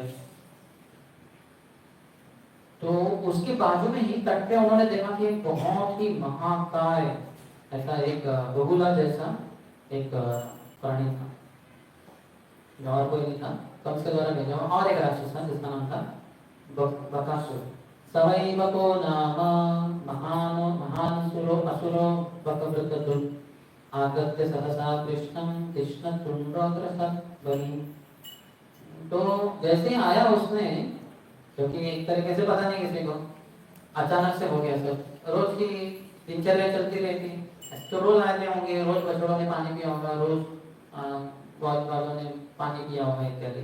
तो लेकिन इस दिन की बात है जब वो आया तो अचानक उसने, ये जो बगुले के रूप में था ये, अपने तीक्ष्ण चोंच के द्वारा उसने भगवान को ही ग्रसित कर दिया, पूरा अंदर ले लिया उन्होंने, ऐसे वो वैसे पानी वगैरह पीता होगा चोंच से, तो वैसे अभी बालक को ही, कृष्ण को ही उन्होंने पूरा अंदर ग्रस्त कर लिया। तो गर्ग संहिता में कुछ अन्य वर्णन भी है विस्तार से, जो आपने शायद कभी कभी लिटिल कृष्ण मूवी में शायद देखा होगा, तो भागवतम में नहीं है।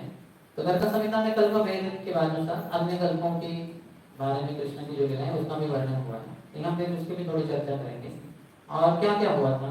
तो जब वो कृष्ण उनके द्वारा ग्रसित हो गए, अंदर लिए गए, तो सभी देवता बड़े परेशान हो गए, ये ऐसे कैसे कर देते, तो देवता सब आ गए वहां पे यमुना किनारे भूतल पे, और इंद्र ने फिर बकासुर को अपने वज्र के द्वारा प्रहार किया। उनको बहुत शक्तिशाली वज्र जो दधीचि मुनि के हड्डियों से बना था, उसके द्वारा प्रहार किया। तो वो शक्तिशाली होता है, उसके द्वारा जो पर्वत होते हैं उनकी चट्टानें तोड़ी जाती है वगैरह, बहुत शक्तिशाली। तो फिर तुरंत ये बकासुर नीचे गिर गया उनके वज्र के प्रहार से। कुछ क्षण के बाद तुरंत उठ खड़ा हुआ, ये बहुत शक्तिशाली राक्षस है ये। और फिर ब्रह्मा जी ने देखा है फिर से उड़ गया, तो ब्रह्मा जी ने अपना ब्रह्मदंड, ब्रह्मा जी का ब्रह्मदंड होता है, तो वो छोड़ा उसके ऊपर, फिर से वो गिर गया, बेहोश हो गया, 2 घड़ी के लिए बेहोश पड़ा रहा, फिर से उड़ गया। शरीर उसका बड़ा सा कांप रहा था और जंघाई दे रहा था, लेकिन फिर भी वो उठ खड़ा हुआ। तो शिव जी ने अपना त्रिशूल उसके ऊपर छोड़ दिया। अभी वो बगुला है तो उसके पंख है दो, तो शिव जी के त्रिशूल के द्वारा उसका एक पंख टूट गया, काट दिया उन्होंने, वो नीचे गिर गए। फिर भी वो मरा नहीं, उनका तो टूट गया लेकिन वो मरा नहीं। तो फिर वायुदेव ने अपना वायुव्य अस्त्र वो छोड़ दिया उसके ऊपर, तो फिर वो उड़ गया वायु के प्रभाव से, शक्तिशाली वायु है, तो वो उसके हवा के दबाव से, हवा के प्रभाव से वो नीचे की तरफ उड़ के गया, पीछे की तरफ, लेकिन फिर भी एक जगह पे वो रुक गया, फिर से खड़ा हो गया। फिर यमराज ने अपने यमदंड छोड़ा, लेकिन फिर भी वो कुछ हुआ नहीं उसको, कुछ नहीं। फिर सूर्यदेव ने उसके पास, उसके ऊपर 100 बाण छोड़े, जो उसकी दूसरा जो पंख था उसमें घुस गए, लेकिन फिर भी वो मरा नहीं। फिर कुबेर ने अपने तीक्ष्ण तलवार के द्वारा उसका दूसरा जो पर था उसको काट डाला, तो उसके 2 पंख टूट गए, वो नहीं है, लेकिन फिर भी वो मरा नहीं। फिर सोमदेव जो है चंद्र के राजा, उन्होंने अपना निहारास्त्र उसके ऊपर छोड़ा। चंद्र शीतल किरणें देते हैं, तो ये निहारास्त्र है, तो उसके कारण वो शीत पीड़ित हो गया, ठंडी लग गई उसको और बेहोश हो गया, नीचे गिर गया। कुछ समय के बाद फिर से उठ खड़ा हुआ।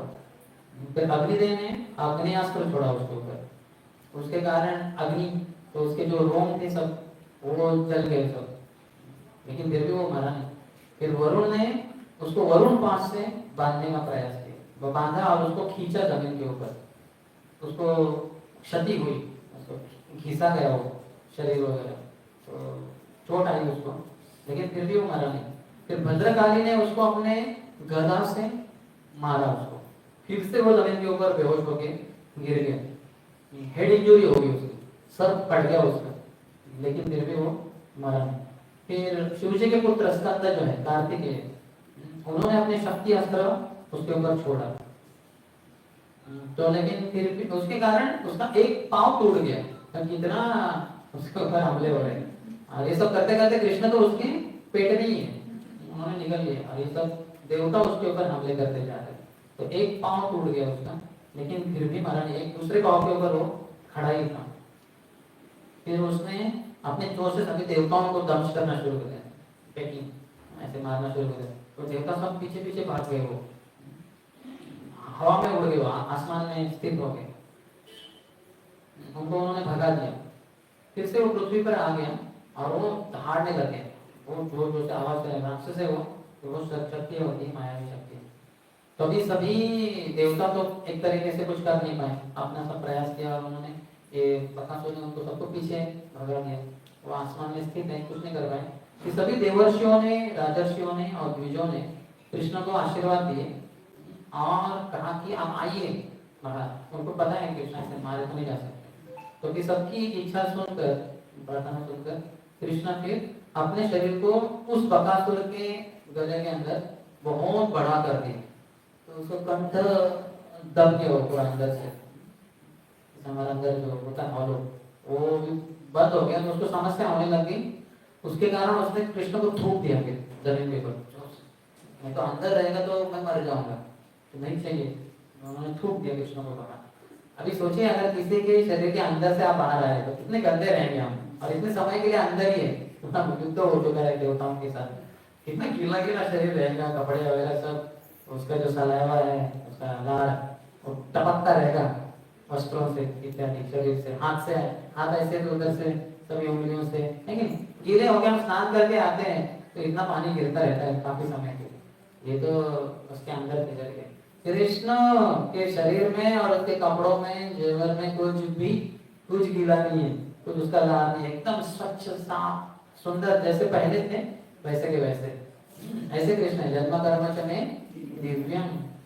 हम इधर भी थोड़ा जाते हैं, छाता इधर उधर उड़ गया, थोड़ा गीला हो गया तो वो पार्ट तो गीला हो ही जाता है, फिर ऐसे पोंछना पड़ता है, तुरंत छाते को ऐसे करके अपनी रक्षा करनी पड़ती है। कृष्ण के लिए कुछ समझता है, कृष्ण एकदम साफ सुथरे ही थे। तो जैसे वो बाहर आ गए फिर, तो उन्होंने फिर से कृष्ण को अपने चोट से निकलने का या फिर टेक करने का, उसको मारने का उन्होंने प्रयास किया। तभी कृष्ण ने कहा भी बहुत हो गया, इनफ इज इनफ। तो कृष्ण ने अभी पकड़ा उनको, अपने पाँव, एक पाँव से उनके चोट को खींचा, एक पाँव से नीचे करके, और फिर ऐसे करते करते करते इतना उनको ये कर दिया, उनका जो चोट था पूरा इतना इतना बड़ा एंगल में कभी उसने किया नहीं, भगवान ने कर दिया और उसको टुकड़े हो गए, टूट गया और वो मारा गया। श्री कृष्ण भगवान की। कृष्ण आता उसके पहले उसके पूंछ को पकड़कर उसको जमीन पे भी फेंका था, आपके बाद में उसकी चोट को काट कर देखा और वो मर गया। सभी बच्चे बड़े खुश हुए, दौड़ के आए कृष्ण के पास, कृष्ण को आलिंगन किए और कहे अरे तुम तो आज मृत्यु के ही जबड़े से बाहर आ गए, उसके ही मुंह से ही तुम बाहर आ गए, बहुत ही अनोखे तरीके से तुमने ये किया। क्योंकि वो कृष्ण तो उनके उनके आंखों के सामने से अदृश्य हो गए थे, जैसे कहीं बच्चों को लगा था। कृष्ण इस तरह से हम देख सकते हैं कृष्ण कितने सारे राक्षसों को मार सकते हैं। तो यहाँ फिर से उनके बारे में, बकासुर के बारे में श्रील भक्तिविनोद ठाकुर, भक्ति सिद्धांत ठाकुर ने भी बताया है।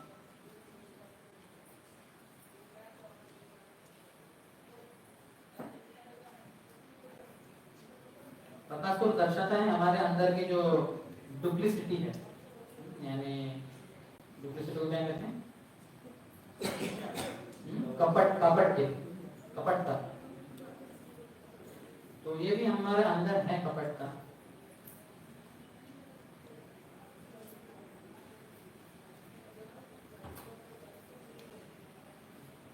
डिसेप्टिव बिहेवियर, फंसाने की प्रवृत्ति, एंड हिपोक्रेसी, दाम्भिकता।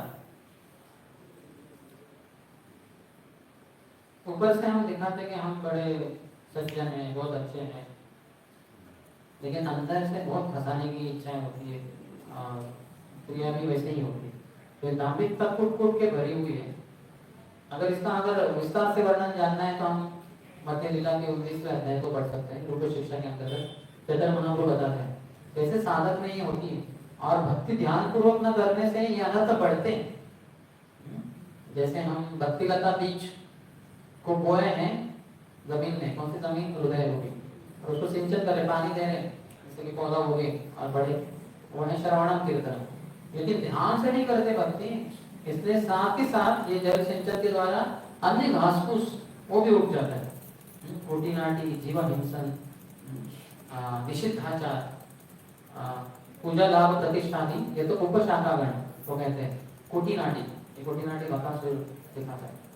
जीव हिंसन, दूसरे जीवों की हत्या करना, अनर्थ सुसाइड ब्रूटैलिटी के लिए उदाहरण है, क्रूरता इत्यादि। निषिद्ध आचार, जो मांस नहीं, जुआ नहीं, नशा नहीं, व्यभिचार नहीं, लेकिन उसके प्रति आकर्षण होता है। नहीं करना है, क्या इतना थोड़ा कर लिया तो क्या प्रॉब्लम है, कोई देख भी तो नहीं रहा, तो मैं अकेले हूँ कर लेता हूँ, कुछ गलत चीज है क्या प्रॉब्लम है, किसको पता चलेगा? इसको आपके भक्तों को पता नहीं चलेगा, कर दो, नो प्रॉब्लम है कि नहीं। कभी एक दो भक्त साथ में आगे, दोनों ऐसे ही है हफ्ते में, चलो मूवी देख के आते हैं, वो नहीं वहाँ होता है सबसे बनी कोई और मूवी, किसी को बताएंगे और शर्ट पैंट में जाएंगे कि आपको घर में किसी को पता भी नहीं चलेगा। अच्छा मनोरंजन हो जाए, तो ये दाम्भिकता है, तो इससे कैसे बचे? तो इसके बारे में एक भक्त बता रहे थे, हमें इच्छा होनी चाहिए कम से कम कि मैं एकदम सादगी का जीवन जीऊं, सीधा साधा बनूं। आप में से कितना जन सीधा साधा बनना चाहते हैं? आप में से कितने जन पहले से सीधे साधे हैं? माता जी आके भी, अमलिनी माता जी की जय। तो अंदर से बहुत उनकी, वो तो सीधे साधे हैं, लेकिन मैं नहीं हूँ। और आप में से जो सोचते हैं, आप जो सोचते हो वो सोचते हो। तो पहले तो इच्छा होनी चाहिए। इच्छा कहाँ से आएगी? भक्तों के संग में, शुद्ध भक्तों के संग में आएंगे। ये कितने सीधे साधे हैं, कुछ इच्छा नहीं करते इत्यादि, कुछ तो कुछ गिफ्ट भी देता हूँ तो गिफ्ट में कुछ रुचि नहीं है। हम सबको अगर किसी को आईफोन दिया, आईफोन, अगर आपको, आपके पास कितने जनों के पास आईफोन है? आप तो किस माता जी, तो बाकी किसी के पास भी नहीं है। तो समझिए आपको गिफ्ट दिया किसी ने, आपके पास अच्छे मित्र है या कोई तो है, बहुत खुश होकर आपको आईफोन गिफ्ट दिया, ब्रांड न्यू, वो उसके साथ बॉक्स के साथ, कितना पागल हो जाएंगे। Thank you Prabhu, thank you माता जी, क्या करूँ ना क्या ना करूँ, ये लड्डू लो, ये बर्फी लो, ये सब कुछ लो, कितना खुश हो। तो लेकिन उन लोगों को कुछ रुचि नहीं होती। कुछ 5-6 साल पहले शायद, पता नहीं कितने साल पहले, हमारे गुरु महाराज को कुछ हमारे काउंसलिंग है, एक्स काउंसलिंग, तो रामप्रिय गुरु अमीर है, उनके पिताजी वो है तो उनका डॉक्टर है, तो उनके पास एक कुछ तो रेडियोलॉजी को एक मशीन है, एक मशीन ही 1 करोड़ रुपए का। तो सोच सकते हैं उनके पिताजी पास कितना पैसा हो, और ये भी MBBS के डॉक्टर है, तो पैसे वाले हैं। तो उन्होंने परम पूज्य राधा महाराज को आईफोन गिफ्ट किया था, पता कितने साल पहले। उन्होंने मुझे एक बार फोटो दिखाया था, कैसे मैं महाराज को, प्रतिनिधि प्रभु ये महाराज ने आईफोन दिया महाराज ने, अभी उनकी प्रसन्नता के लिए थोड़ा सा स्मित हास्य कहते हैं, महाराज को क्या पड़ी आईफोन से। उनका फोन भगवान के साथ हरे कृष्णा कृष्ण कृष्ण हरे हरे, हरे राम राम राम हरे हरे 24 घंटा चलता है। तो चार्जिंग करने की जरूरत नहीं होती, कुछ टावर दूर रहता नहीं, तो रेंज का प्रॉब्लम नहीं, न कुछ उसमें वायरस आएगा नहीं, कुछ समस्या नहीं उनको। यह तो उनके प्रश्न, मुझे पता नहीं अभी वो आईफोन है किधर, पता नहीं पड़ा होगा महाराज के रूम में किधर, तो या फिर पता नहीं किसी को गिफ्ट दिया कि क्या किया, महाराज थोड़े ना आईफोन। तो ऐसे हम में का वो सरलता है, तो इच्छा तो होनी चाहिए कम से कम कि मैं सरल बनूं। और दूसरा कर सकते हैं हम, महान भक्तों की सेवा करनी चाहिए। ऐसे भक्तों के सामने तो हम देख सकते हैं कि हम में भी वो जो कुटी नाटी इत्यादि है गलत, वो सब चला जाएगा। दम्भम महद उपासया, नारद मुनि 7वें स्कंद के अंतिम अध्याय में कहते हैं कि हमारे अंदर जो दम्भ है, दाम्भिकता यानी क्या? सोच रहा है एक चीज, बोल रहा है दूसरी चीज, और कर रहा है तीसरी चीज। क्या कहते हैं दाम्भिक? आप समझते हैं? Cheating propensity. हाँ प्रभु, मैं आपको दूंगा 2 महीने के बाद, ये जो पैसे लिए ना वापस दूंगा आपको।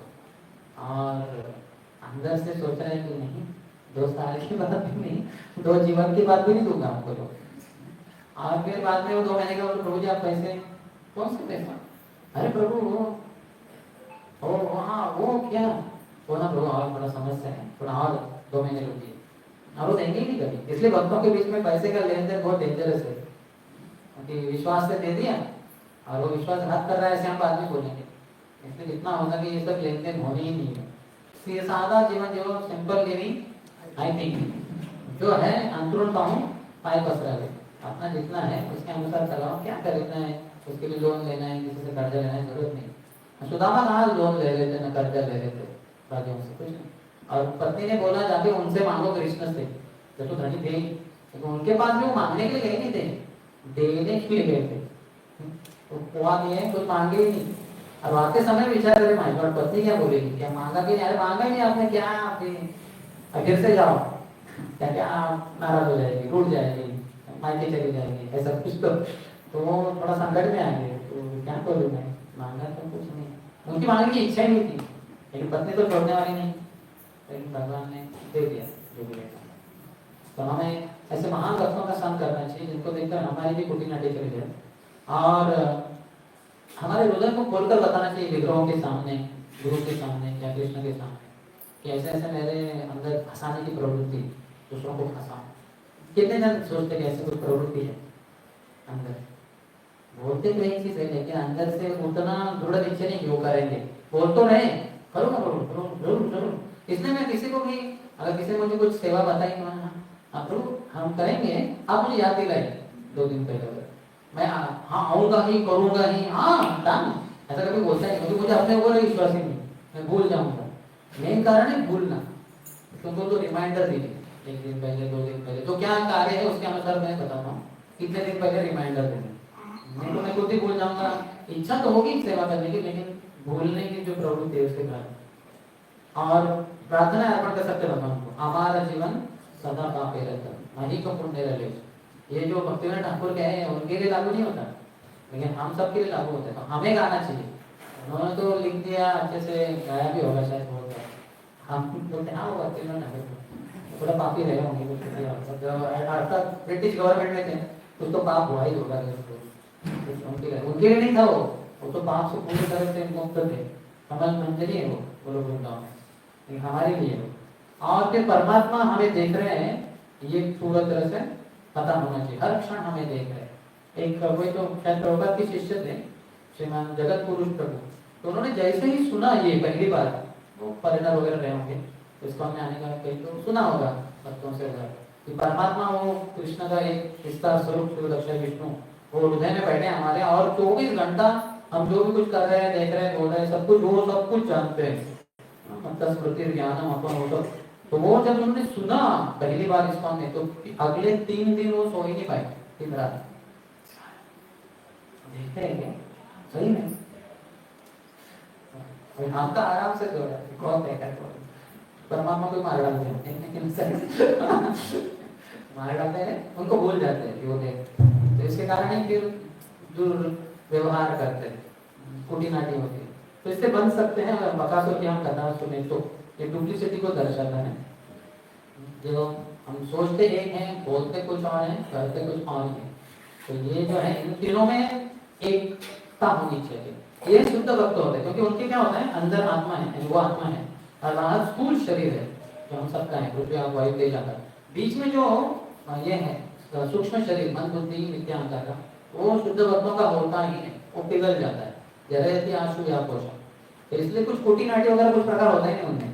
जो शुद्ध आत्मा की जो शुद्ध इच्छाएं है वो सब शरीर के द्वारा आ जाती है, उनके मुंह से वो बोलते हैं हाँ जरूर हम करेंगे आपके लिए, और करेंगे जान दे देंगे अपनी, लेकिन करेंगे वो आपके लिए। तो वो सत्यवादी रहते, कृष्ण सत्यवादी है, ऐसे शुद्ध भक्त भी सत्यवादी। तो ऐसे शुद्ध भक्तों का हमें संग करना चाहिए और उनके द्वारा कथा सुननी चाहिए। विशेषकर ये बकासुर की कथा हम बार बार सुननी चाहिए, या नहीं सुनता है तो कम से कम प्रभुपाद के जो लिखे हुए हैं ग्रंथों में उसको तो पढ़ना चाहिए। तो उसको पढ़ने से फिर हमारे अंदर की जो दुष्ट प्रवृत्ति है वो चली जाएगी। तो फिर बहुलाश्व पूछते हैं नारद मुनि को, ये था कौन, ये बकासुर। तो उनके पूर्व जन्म के बारे में पूछा जा रहा है। तो फिर बताते हैं नारद मुनि बहुलासुर राजा को कि ये हयग्रीव जो राक्षस था उसका पुत्र था और इसका नाम था उत्कल। इन्होंने सभी देवताओं को परास्त किया था और इंद्र का जो छत्र है उसको ही चुरा लिया, और बाकी सभी जो राजा वगैरह हैं उनके भी राज्यों को हड़प लिया उसने, बाकी जनता के भी सब जो संपत्ति वगैरह उसको हड़प लिया। और घूमते घूमते घूमते घूम रहा था पूरे, जिसका जो दिखा वो हड़प रहा था वो। ये तो इतना शक्तिशाली देवताओं को परास्त कर चुके। घूमते घूमते घूमते वो गंगा सागर पहुंच गया। वहां पे पर्णशाला थी जाजली मुनि की, महान मुनि की जाजली, उनकी पर्णशाला तो सिंपल है। तो वहां बाजू में ही जो पानी है उसमें उन्होंने फिशिंग करना शुरू कर दिया, क्या कहते हैं, मछली मारना शुरू कर दिया। तो मछली को पकड़ रहे थे, कैसे पकड़ रहे थे, एक बांस की उन्होंने ये भी बांसुरी, और उसमें डुबो दिया उन्होंने पानी में, और उसके द्वारा फिर वो पकड़ रहे थे मछलियों को। जाजली मुनि ने कहा कि भाई ये यहाँ मत करो, ऐसे पाप कृत्य करना अच्छा नहीं है, हम शुद्धता का जीवन देते हैं, ऐसे मछली यहाँ मत पकड़ो, यहाँ से चले जाओ। तो सुना ही नहीं, वो करता ही रहा अपने कार्य को, मछलियों को पकड़ता ही रहा। फिर जाजली मुनि क्रोधित हो गए, उन्होंने उनको शाप दे दिया कि तुम एक बगुले के समान ये मछलियों को पकड़ने का कार्य कर रहे हो, तो तुम बगुला ही रूपी एक राक्षसी बन जाओ। तो फिर उसके होश ठिकाने आ गए। उनको पता है जाजली मुनि कोई सामान्य व्यक्ति नहीं, जरूर मुझे करना, वो बना भी थी बगुले के रूप में बड़ा राक्षस। तो फिर माफी क्षमा मांगी उन्होंने, मुझे मदद कीजिए, मुझे इससे बाहर निकालिए। बोले ठीक है, कृष्ण आके तुम्हारा उद्धार करेंगे, उनके हाथों में तुम्हारा उद्धार हो गया। फिर इसलिए कृष्ण ने उनका उद्धार करके उनको मृत्यु वरदान दिया, शुद्ध कर दिया उनको। कृष्ण के द्वारा जो भी राक्षस मारे गए हैं उनको सबको मुक्ति प्राप्त हुई, किसी को साहित्य, किसी को सारूप्य, और पूतना थी वो तो दाई बन गई। आतंक हुआ, ऐसी दाई नहीं बन पाई कि जिसके द्वारा कृष्ण को सम्मान करा था, क्योंकि वो इतना शुद्ध विचार से भी नहीं थी। लेकिन यशोदा माई के असिस्टेंट के रूप में, एक सहायक के रूप में वो लोग वृंदावन में स्थित है। हम जाएंगे उधर तो देखेंगे पूतना माता की, वो है उधर दाई के रूप में, यशोदा माई के आजू बाजू में रहेंगे उसको मदद करने के लिए। प्रत्यक्ष रूप में कृष्ण को गोद में लेना, स्तनपान कराना, ये उनके लिए नहीं है, सहायक के रूप में है उधर आजू बाजू में, काफी पास में है एक तरीके। तो कृष्ण ऐसे दयालु है, कम्मा दयालु शरणम व्रजेगा।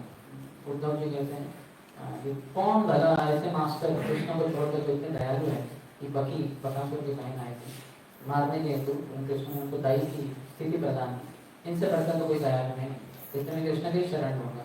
तो हमारी भी यही इच्छा होनी चाहिए कि हम कृष्ण के पूरी तरह से शरण हो जाए, और माम एकम शरण व्रज, मुझे ही। तो प्रभुपाद तात्पर्य में क्या कहते हैं, और आचार्य भी कहते हैं, माम एकम यानी कृष्ण को ही, उनके किसी विस्तार को भी नहीं। राम, नृसिंह, वराह, वामन, दुर्गा, मत्स्य नहीं, कृष्ण ही एकले ईश्वर कृष्ण, आरसव भृत्य। ईश्वर एक ही है, नियंत्रक एक ही हो कृष्ण, और सभी भृत्य हैं उनके दास हैं, यहाँ तक कि सभी अवतार भी उनके ही एक तरीके से दास हैं। ये भावना में भी बोला गया है। इसलिए श्री चैतन्य चरितामृत के आदि लीला के छठे अध्याय में, जो अद्वैत आचार्य जो ऊपर अध्याय है, उसमें अद्वैत आचार्य बता रहे हैं कि कैसे सभी जो विस्तार है, अंश है, कला है, शिरोदक्षा विष्णु, गर्भदक्षा विष्णु, ये सब भगवान की सेवक के रूप में सेवा करते हैं, लीला उनकी सेवक के रूप में ही करते हैं। नंद महाराज, यशोदा माई, राधा रानी, गोपियां, लक्ष्मियां, 16,108 पत्नियां, सभी भगवान के दास दासियां ही हैं। और ऐसे भगवान कृष्ण का मैं दास हूँ, और वही कृष्ण आए चैतन्य महाप्रभु के रूप में, और अंत में वो ऐलान करते हैं, चैतन्य दास मोई, चैतन्य दास, चैतन्य दास तेरे दासेरा अनुदास। चैतन्य महाप्रभु का दास हूँ, चैतन्य महाप्रभु का दास हूँ, चैतन्य महाप्रभु का दास हूँ, चैतन्य महाप्रभु के दासों का मैं दास हूँ। ऐसा अद्वैत आचार्य ऐलान करते हैं, उसके पहले पूरा साबित कर देते हैं। वैसे यही चैतन्य महाप्रभु कृष्ण है, और वो कृष्ण की एकमात्र ईश्वर है, बाकी सब तो उनके सेवक ही है, यहाँ तक कि नारायण हो। इसलिए हम देखते हैं महाविष्णु भी है, और जो पुत्रों को चुराते हैं द्वारका में एक ब्राह्मण की, और जब अर्जुन ये प्रतिज्ञा करते हैं कि मैं ढूंढ के निकालूंगा वो पुत्रों को होगा, तो नहीं कर पाते, तो आत्महत्या करने जा रहे हैं सीता में, तो कृष्ण बोलते चलो मेरे साथ, मैं तुम्हें बताता हूँ कहाँ है बच्चे। सबको लेके जाते हैं जहाँ महाविष्णु सोए, महासागर और वहां पे देखा, और वहां क्या कहते हैं महाविष्णु कि बस कृष्ण आपके दर्शन करने के लिए, मुझे पता था अर्जुन को बचाने के लिए आप जरूर अर्जुन को यहाँ लेके आएंगे, इसी बहाने आपके दर्शन के लिए, तो वो भी भगवान के दर्शन के लिए लाए थे। तो इस तरह हम देख सकते हैं कृष्ण ही एकमात्र ईश्वर है, और उनकी शरण हम ग्रहण करें तो हम इस संसार से उबर जाएंगे, गोलोक वृंदावन कर जाएंगे, और उनकी सेवा नित्य वहाँ करते रहेंगे। लेकिन वहाँ की सेवा जारी रखने के लिए प्रार्थना करेंगे, पहले यहाँ सेवा जारी करके चलिए। जीवन में समस्याएं आएंगी, बहुत उतार चढ़ाव आएंगे, कुछ भी हो जाए, लेकिन कभी भक्ति नहीं छोड़नी है। और भक्ति नहीं छोड़नी है, उसके प्रेरणा नित्य प्रेरणा प्राप्त करनी है, तो भक्तों के संग को नहीं छोड़ना, क्योंकि भक्तों को संग को छोड़ के चले जाएंगे लोग, उन लोगों का संग नहीं कर रहे हैं, तो हम भी दूर रहेंगे भक्तों से। भक्त संग जहाँ है वहाँ वो लोग चलते ही रहेंगे, जो छोड़ के जाते हैं वहां से दूर चले जाएंगे, यहाँ के लोग हैं वो चलते ही रहेंगे। ऐसे भक्तों के संग नहीं रहना चाहिए, उनका संग बार बार करना चाहिए, फिर हम भक्ति कर सकते हैं। और फिर जन्माष्टमी को हर क्षण मना सकते हैं, न तो साल में एक बार, लेकिन हर क्षण मना सकते हैं। जिस समय कृष्ण हमारे हृदय में प्रकट होने, कृष्ण का स्मरण हुआ, कृष्ण के बारे में सुना, कृष्ण के बारे में बोला, वही जन्माष्टमी। ठीक है, किसी को कोई प्रश्न है?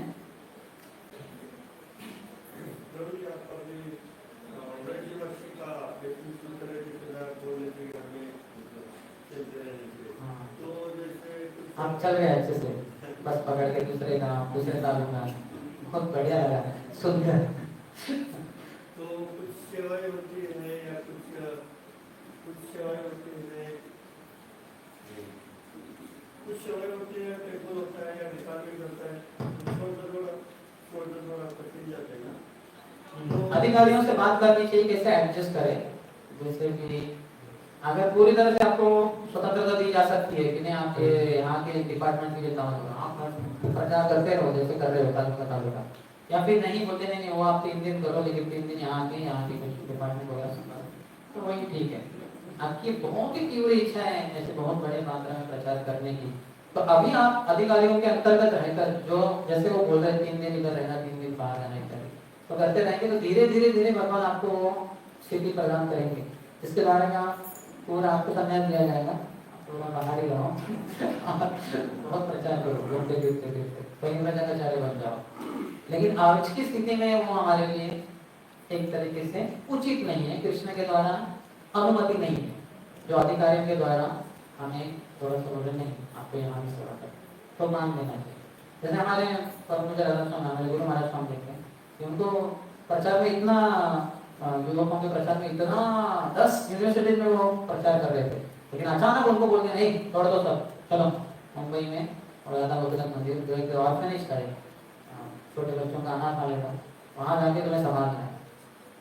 अच्छा कहाँ से कहाँ 10 यूनिवर्सिटी अमेरिका के, प्रिंसटन यूनिवर्सिटी, ओहायो, इतने बड़े बड़े यूनिवर्सिटी वो छोड़ के सैकड़ों हजारों लड़के लड़कियां थे जो प्रचार में आते थे उनके, वो सब छोड़ के यहाँ आगे, यहाँ कोई है नहीं उनको भाव देने वाला कुछ ऐसे थे। इसका मतलब ये नहीं कि सब बड़ा वहाँ वो सब नहीं था, लेकिन फिर भी वो नहीं करते रहे बाद में इतना भगवान ने कर दिया। अभी तो प्रेरणा लेक्चर देते हैं जिसमें एक साथ 1200-1500 लड़के आते हैं, आपको बताते रहते। चेतना फेस्टिवल देते वहाँ कुछ तो 1000 से अधिक लड़कियाँ, हाँ वो सुन रहे हैं कैसे। और अभी तो महाराज इतने बूढ़े हो गए एक तरीके से, और वो तो सब जवान है, लेकिन बहुत आनंद से सुनते हैं, बहुत ध्यान से सुनते हैं, और ये भी इच्छा करते हैं कि अगर हमें स्वीकार करें अपने शिष्य के रूप में, हमें एक गुरु के रूप में प्राप्त हो, हम अपना पूरा जीवन सर्वस्व अर्पण करना चाहते हैं उनके चरणों। क्यों? क्योंकि उन्होंने वो त्याग किया अथॉरिटीज को स्वीकार कर, तो इसलिए अभी इतनी सफलता है। तो कहना प्रभुपाद ने भी इतना सब त्याग किया, तो इसलिए इतनी सफलता है। त्याग के बिना कुछ प्राप्त नहीं होगा, इसलिए बोला है कि यज्ञ दान तपश्चैव पावनानि मनीषिणः। यज्ञ दान और तप इसको कभी छोड़ना नहीं चाहिए, क्योंकि मनुष्य को पवित्र करता है। अगर उसको भक्ति में स्वरूप दे देते हैं, यज्ञ करेंगे तो संकीर्तन यज्ञ करेंगे, दान देंगे तो भगवान के सेवा प्रचार के बढ़ाने के लिए हम दान देंगे। यज्ञ दान तपस्या क्या करेंगे, एकादशी को जो भी फास्टिंग वगैरह है वो करेंगे, बाकी ऐसे ही वो नहीं करेंगे, तो करेंगे कौन होता है।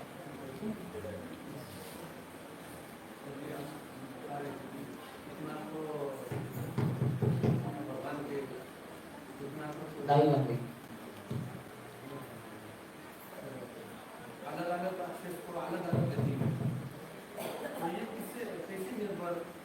वो उनको पिछले जन्म में कौन थे, उनको क्या श्राप मिला था और किस भाव से आए थे, वो सब भाव, क्योंकि ये गर्ग संहिता के अनुसार ये बलि महाराज की पुत्री थी, पुतना।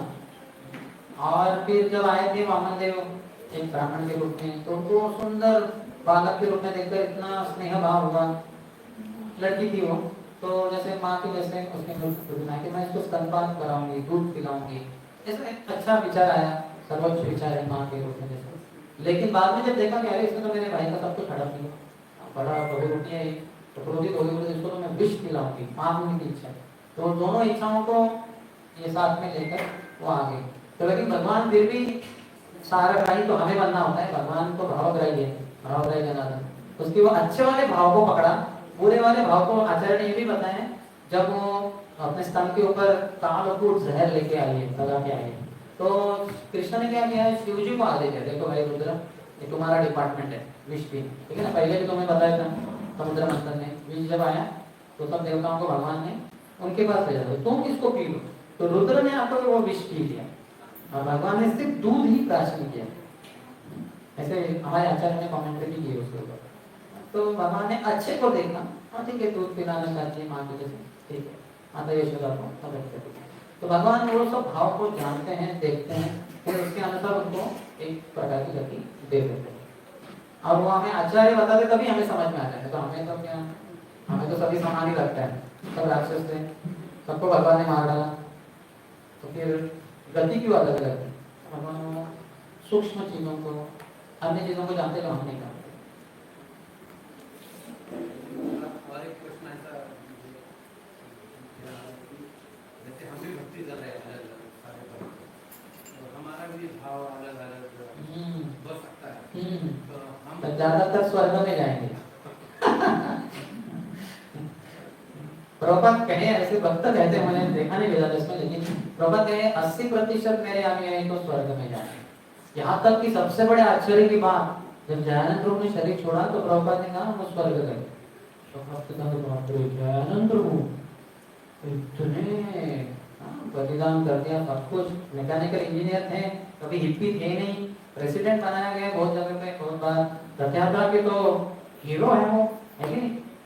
प्रॉपर के मुंह से ये स्वर्ग चले गए, सब भक्त दंग रह गए। बाद में थोड़े और वार्ता आई तो भक्तों ने बताया और कुछ, प्रॉपर जब वो मृत्यु का समय पास में आया तो थोड़ा आइडिया आ गया, तो उन्होंने आपका जो एक तो पेपर टॉर्च था जिसमें हरे कृष्ण गुण प्रभुपाद का था, वो लिया और अपने कान को ऐसे पकड़ के जोर से दबा के एकदम कि कभी भी मृत्यु आएगा।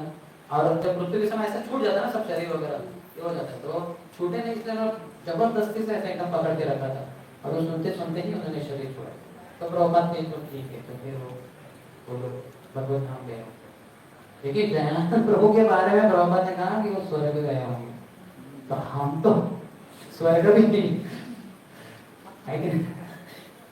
थोड़ा बहुत समय के लिए स्वर्ग जाके आएंगे, लेकिन ज्यादातर की तरह नहीं जाते, तो जब तो दूर की बात है। तो हम सबके भाव को भगवान देखें, इसीलिए भक्तिनाथ ठाकुर कहते हैं जो अपराध करेंगे वो तो करोड़ों जन्मों में श्रवण कीर्तन करने के बाद भी वो लोग वृंदावन नहीं जा सकते। बहुत जन्मों करिए यदि श्रवण कीर्तन तब तो न पाए कृष्ण पदे प्रेम धन, करोड़ों जन्मों के बाद भी, बहुत जन्मों के बाद भी श्रवण कीर्तन से नहीं जा सकता व्यक्ति, क्योंकि अपराध कर रहे हैं। अपराध यानी इसके जीवन से राधा रानी चली गई, यानी भक्ति चली गई, ऊपर से तो माला वगैरह कर रहा है, कुछ को दिखावा कर रहा है, लेकिन अंदर तो कुछ भक्ति पूरा ड्राइव है, क्योंकि भक्तों के प्रति अपराध करता है, बाकी तो अपराध तो फिर सवाल नहीं होता है। भक्तिनाथ ठाकुर कहते हैं कि 3 जन्म लगते हैं, पहला जीवन अपराध युक्त नाम, दूसरा जीवन नामाभास, और तीसरा जीवन शुद्ध नाम, फिर उसके बाद भगवत प्राप्त। एकमात्र प्रभुपाद ही है जिन्होंने आश्वासन दिया है, तुम बस मैं जैसे बोला हूँ ऐसे जीवन जियो, मैं तुम्हें भगवत धाम लेके जाऊँ। क्योंकि प्रभुपाद बोले हैं इसलिए हम आशा कर सकते हैं, लेकिन बड़ा एक दायित्व बनता है हमारे स्तंभ पे, रिस्पॉन्सिबिलिटी, हम प्रभुपाद जैसे बोले उसके अंदर चल रहे हैं। प्रभुपाद क्या बोले अपने ग्रंथों में वो लोग पढ़ते हैं, तो उसके अनुसार चलना तो जोर की बात है। लेकिन अगर मैं कुछ बोलूँ किसी को थोड़ा पानी मिलेगा, तब जाके वो भक्त अगर थोड़ा ये है सबमिसिव है तो जाके पानी लाए। कोई तो बोले नहीं आप कौन होते हैं हमें नहीं लाना, तो सबमिसिव वो पानी लाए, सुनता ही नहीं मेरी, सुना ही नहीं तो कैसे क्या वो पानी लाएगा। तो इसलिए प्रभुपाद के रास्ते पढ़ने होंगे, तो क्या बोल रहे हैं, क्या निवेदन कर रहे हैं, हम सबको आदेश दे रहे हो जानना होगा, उसके अनुसार चलने के लिए भी शक्ति लगती है। उधर लिखा है इसका मतलब ये नहीं कि हम कर पाएंगे, उसके लिए भी भक्तों के संग में धीरे धीरे धीरे हम सब देखते हैं ना, हम सब भक्ति में आए, जो भी है, कोई चाय पी रहा होगा, कोई सिगरेट शराब भी पी रहे होंगे, जो भी है गलत गलत आदत की, वो बाहर आने के लिए हमें कुछ साल लगे, है कि नहीं, या कुछ महीने तो लगे, कुछ दिन लगे होंगे कम से कम, उसके बाद आए। फिर 16 माला करने के लिए पहले तो आप 0 राउंड करते, फिर 1 माला से शुरू किया होगा, फिर वहां से लेके 16 माला तक पहुंचने के लिए कुछ साल लगे। करते करते कुछ समय के बाद हम एक स्थिति को प्राप्त करेंगे, उसके बाद एंड नहीं है, वो तो क्या हुआ, आपका साधु संग हुआ, भजन क्रिया, और आगे अनर्थ कहाँ है, कितने अनर्थ हैं, भक्ति से भी अनर्थ उत्पन्न होते हैं, 4 प्रकार के हैं ना, सुकृतोत्तर, दुष्कृतोत्तर, अपराधोत्तर एंड भक्त्योत्तर। ये गारलैंड मिली ना, ये क्या है, ये बहुत अहंकार बना सकती है यार, मैं जहाँ जाता हूँ ना राशासन पे ही बैठता हूँ और मालाएं मालाएं, तो अंदर से हम ऊपर से तो बोल नहीं सकते ना, ऊपर से मैं कैसा बोलूं, उनके सुंदर श्याम दास सभी भक्तों में सर्वश्रेष्ठ है, तो बोल तो नहीं सकते, उन्हें पागल है, नम्रता का लवलेश में, तो गारलैंड मिलना बंद हो जाएगा, तो गारलैंड तो चाहिए, तो ऊपर से ना हम तो, हमें तो बहुत ही गया सोच रहा हूँ, ऐसे तो बोलेंगे हम, लेकिन अंदर से बड़ा अहंकार रहता है, तो भक्ति उत्तर नहीं रहता है, इसको हजम करना इतना आसान नहीं है। गारलैंड करते करते लोगों ने छोड़ दिया जीवन भक्ति का, क्योंकि उसको हजम करना इतना आसान नहीं है। इसको प्राप्त करने का नम्र रहना, नम्र यानी नमर है, नरम, नरम रहना बहुत मुश्किल होता है, व्यक्ति गरम बन जाता है, नम्र यानी नरम, तो नरम रहना चाहिए, नम्र हो।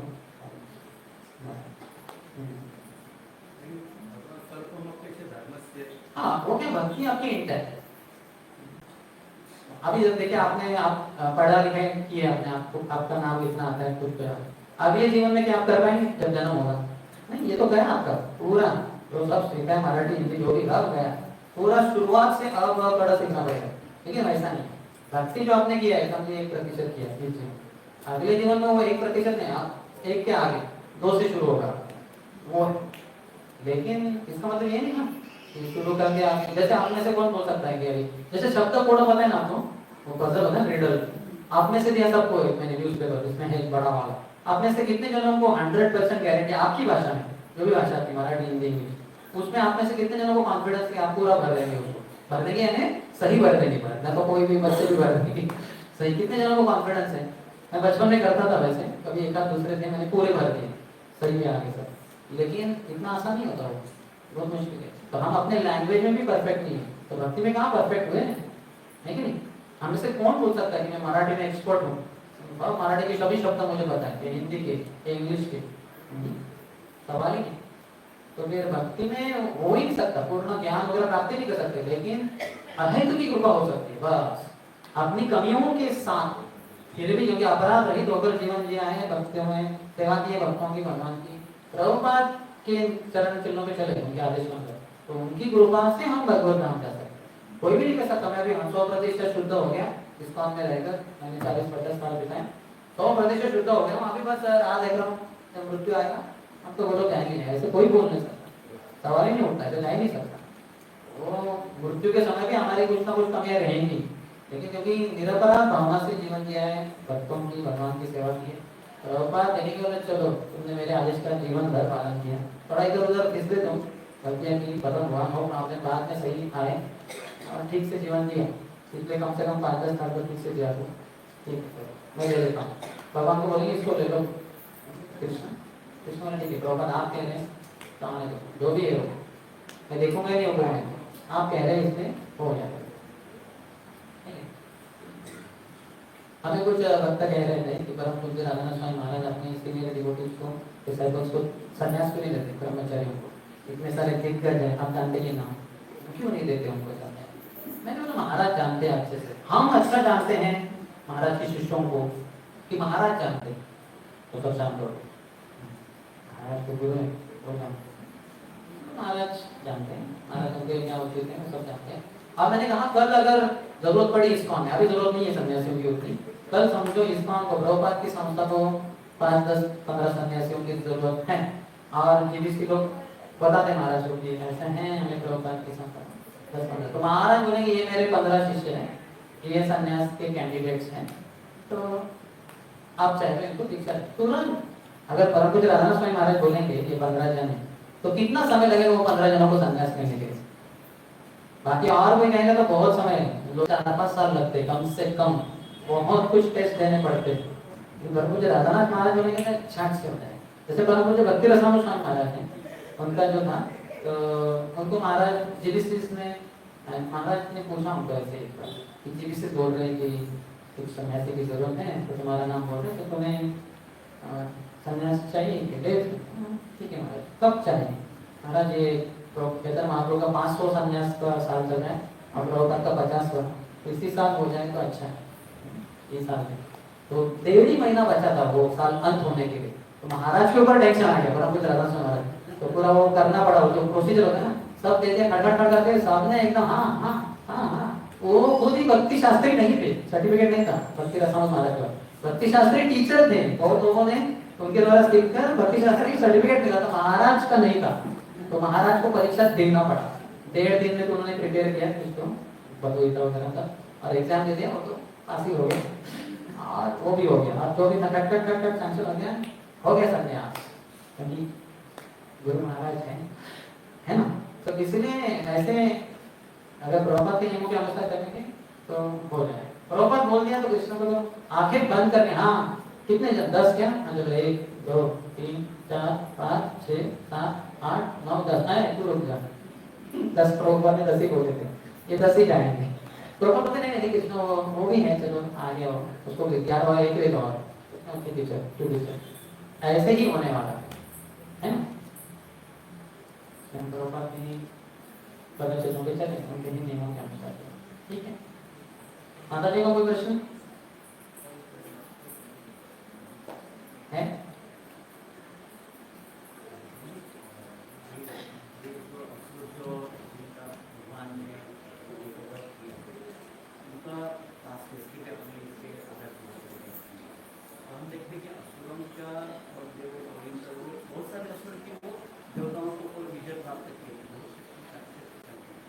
शास्त्र में आने असुरों का वर्णन नहीं किया, लेकिन ये असुर जो है इनका ये था कि उनको इस तरह से शाप देना कि शाप देने वाले को उनको कृष्ण के साथ उनका ये हो। सो इसकी क्या वो हर एक असुर को भाग्य नहीं प्राप्त होती कि भगवान के हाथों बाहर जाए? So did they have some pre qualification, had some races on some? और तो मुझे नहीं पता, लेकिन इतना पता है कि साधु संग सर्वशास्त्र है, सर्वमात्र साधु संगे सर्वसिद्धि। वो ऐसे साधु के संग में आगे जो किसी कारण से कृष्ण से जो भी है कनेक्टेड थे। तो मैंने यहाँ तक कि मैंने परसों ही श्रीमान तुलसी प्रभु से एक कथा सुनी, जो गर्ग संहिता में वो भाग नहीं है, वो पाठ है कि लोमस ऋषि ने उत्कच को शाप दिया था, हिरण्याक्ष को कि तू राक्षस बनेगा, तो वो बनता है शंकरासुर, ठीक है। लेकिन अभी लोमस ऋषि ने शाप दिया तो बहुत पहले, और 28 ये युग साइकिल जाने वाले थे, फिर 28 में वो आएगा वगैरह, तो उनको ये पड़ी थी कि भगवान पूर्ण करेंगे कि नहीं। तो परमपुर जब भक्ति आश्रय वैष्णव महाराज ने बहुत डिटेल में बताया, मुझे पूछना है कहाँ से पता है कि कैसे लोमस ऋषि आ गए, तो शंकरासुर की पूरी लीला है उस दिन आ गए लोमस ऋषि गोकुल महावन में, और वो अभी ये इनको ये लगा है कि भगवान पूर्ति, मैंने तो बोल दिया भगवान, हाँ एंजाइटी है कि भगवान पूर्ति करेंगे नहीं, तो वहाँ वो खड़े हैं और भगवान का जो चरणाभिषेक वगैरह होगा, तो उसके 2 बूंदे उनके ऊपर गिर गई, वो खुश हो गए, भगवान खुश हो गए। अब भगवान को निवेदन किया, भगवान मैंने इसको श्राप दिया था, तो क्या आप देखिए कि आपके चरण प्रहार से इसका उद्धार होना है, तो आप जरा देखिए। तो देखिए ले देखिए यशोदा माई ने बराबर उनको वो पालने में रख दिया, वो आगे एक्सल के नीचे, वो उधर ही हो वायु में, और वो भी क्या है, वो ऊपर है, ये जो है पालना, ये 4 उंगली के ऊपर है, और बार बार उनको धोखा दे रहे, तो ऐसा हो रहा है। लेकिन जब देखा इसने मौके का फायदा करके कि फायदा उठाने के लिए कि अभी कोई नहीं है, अभी उचित समय कृष्ण को मार डालता हूँ, इनके ऊपर ही गिर जाऊंगा, तो उसने अपना वजन बढ़ा के वो पूरा पालना जो है नीचे नीचे जाने लग गया, तो नीचे जाने लगे तो वो जमीन को जैसे स्पर्श हो गया, और फिर वो भगवान के पास में आ गए वो, और भगवान ने फिर चरण प्रहार किया, क्योंकि लोमस ऋषि उधर ही खड़े थे, वो निवेदन कर रहे थे भगवान मेरे शाप को आप सत्य साबित कर देंगे, तो और फिर हो गया। तो हम देख सकते हैं कि ये भक्त भगवान के ही भक्त हैं, इतने विश्वास है, श्रद्धा है, जो भी उनको अंदर से प्रेरणा हुई उन्होंने ऐसा ही, यहाँ तक कि कुछ लोगों को तो बलराम जी के द्वारा है ना मारे जाने कि संकर्षण तुम्हारा वध करेंगे। अभी बोल सकते थे उनके छोटा भाई कृष्ण मारेंगे, नहीं, संकर्षण। तो अपना स्मृति ध्यान अपन से भगवान ही देते हैं। वैसे भगवान की सब लीला एक तरीके से संसार में सब कुछ जो होता है तो भगवान की लीला है, भगवान की इच्छा से करता है। जो साधु मुनिगण है उनको भी वैसे ही प्रेरणा आती है, भगवान ही देते हैं। अभी सबके हृदय में वही बैठे उन्होंने वो प्रेरणा दी। जहाँ तक जैसे हम देखते हैं ना, कुंती माता ने जैसे पांडवों ने बताया कि माँ भिक्षा लेके आए, जरा देखो, बोले तुम पांचों बांट लो। पांचों कैसे बांटे? वो स्त्री की बात कर रहे, कौन सी स्त्री? उनको लगा भिक्षा है कुछ पदार्थ वगैरह आएंगे खाने के। मैंने ये क्या बोल दिया? कुंती माता खुद ही आश्चर्य में पड़ गई। तो उस समय आते हैं व्यासदेव, कहते नहीं, द्रौपदी का पूर्व जन्म बताते हैं, इसके पूर्व जन्म में शिव भक्ति की है। और जब वो पति चाहिए थे तो जैसे ही आगे शिव जी बोले क्या वरदान चाहिए? मुझे पति चाहिए, मुझे पति चाहिए, मुझे पति चाहिए, मुझे पति चाहिए, मुझे पति चाहिए। तो ठीक है, तुम्हारे 5 पति होंगे। 5 पति? मैंने 5 बार बोला मुझे पति चाहिए, मुझे पति चाहिए। तो फिर उसके अनुसार सब ठीक ही हुआ। तो कुंती माता के मुंह से ऐसे कुछ बिना देखे जो शब्द निकले वो ऐसे हवा से नहीं निकले, अंदर परमात्मा बैठे हैं। तो भगवान जानते हैं, शिव जी भी एक तरीके से आउट हो गए, पिछले जन्म में दे दिया। अभी परमात्मा कृष्ण सब जानते हैं, शिव जी ने ये वरदान दिया, शिव जी के वचन सत्य होने चाहिए, यही है वो द्रौपदी के रूप में आएंगे। तो भगवान ही है सबके पीछे।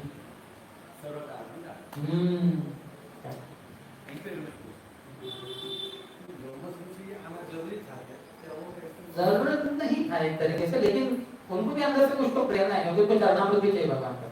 वो डिटेल में ये भी है कि वो चरणामृत कैसे प्राप्त हो, क्योंकि मैं आगे जाऊं, क्योंकि वो जो थे वहाँ शांडिल्य है, जो पुरोहित है कृष्ण का, जो क्योंकि उत्थान सेरेमनी हुआ। एक तो वो जन्म नक्षत्र था वो, क्योंकि रोहिणी नक्षत्र चल रहा, 3 महीने के हो गए कृष्ण, हर महीने में एक बार आएगा वो नक्षत्र।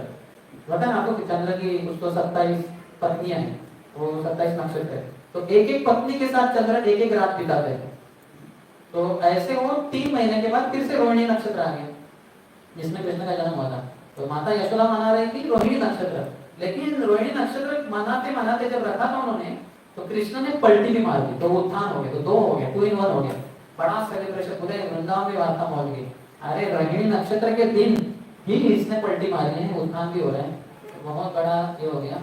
लेकिन आए तो शांडिल्य मुनि आए थे, तो उनके सामने ये जा ही नहीं सकते लोमस ऋषि, क्योंकि उनको पूछा जाए ना आप कहाँ से आ गए, आप तो हमारे जाति के नहीं है। ब्राह्मणों में भी जाति होती है ना ऊपर नीचे, तो आप कहाँ से आ गए? वो सामने नहीं जा सकते थे, वो पीछे खड़े थे और कामना कर रहे थे कि मुझे कैसे चरणामृत मिलेगा। लेकिन भगवान के वो करते करते भगवान ने ऐसे कुछ ये कर दिया, तो 2 बूंद गिर के इनके इधर गिर गए, खुश हो गए भगवान इच्छा है। उनको वो भी इच्छा थी, और भी कुछ इच्छा होगी जो हम जानते थे भी शायद, तो भगवान ने सब वो इच्छाओं को भी पूर्ति किया। और इसी माने क्योंकि ये जो निवेदन रहा इस राक्षस का उद्धार करके वो भी ठीक ठीक है। श्रीमद् भागवतम की जय, श्री कृष्ण भगवान की जय, श्री कृष्ण जन्माष्टमी महामहोत्सव की जय, श्री प्रभुपाद की समवेत भक्त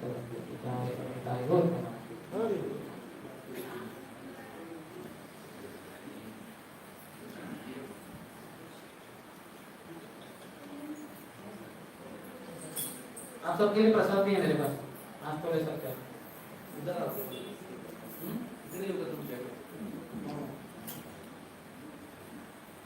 तो सब लेने के लिए तो जाना चाहिए ना, जो उनको बोलेंगे आप लाइए मेरे पास,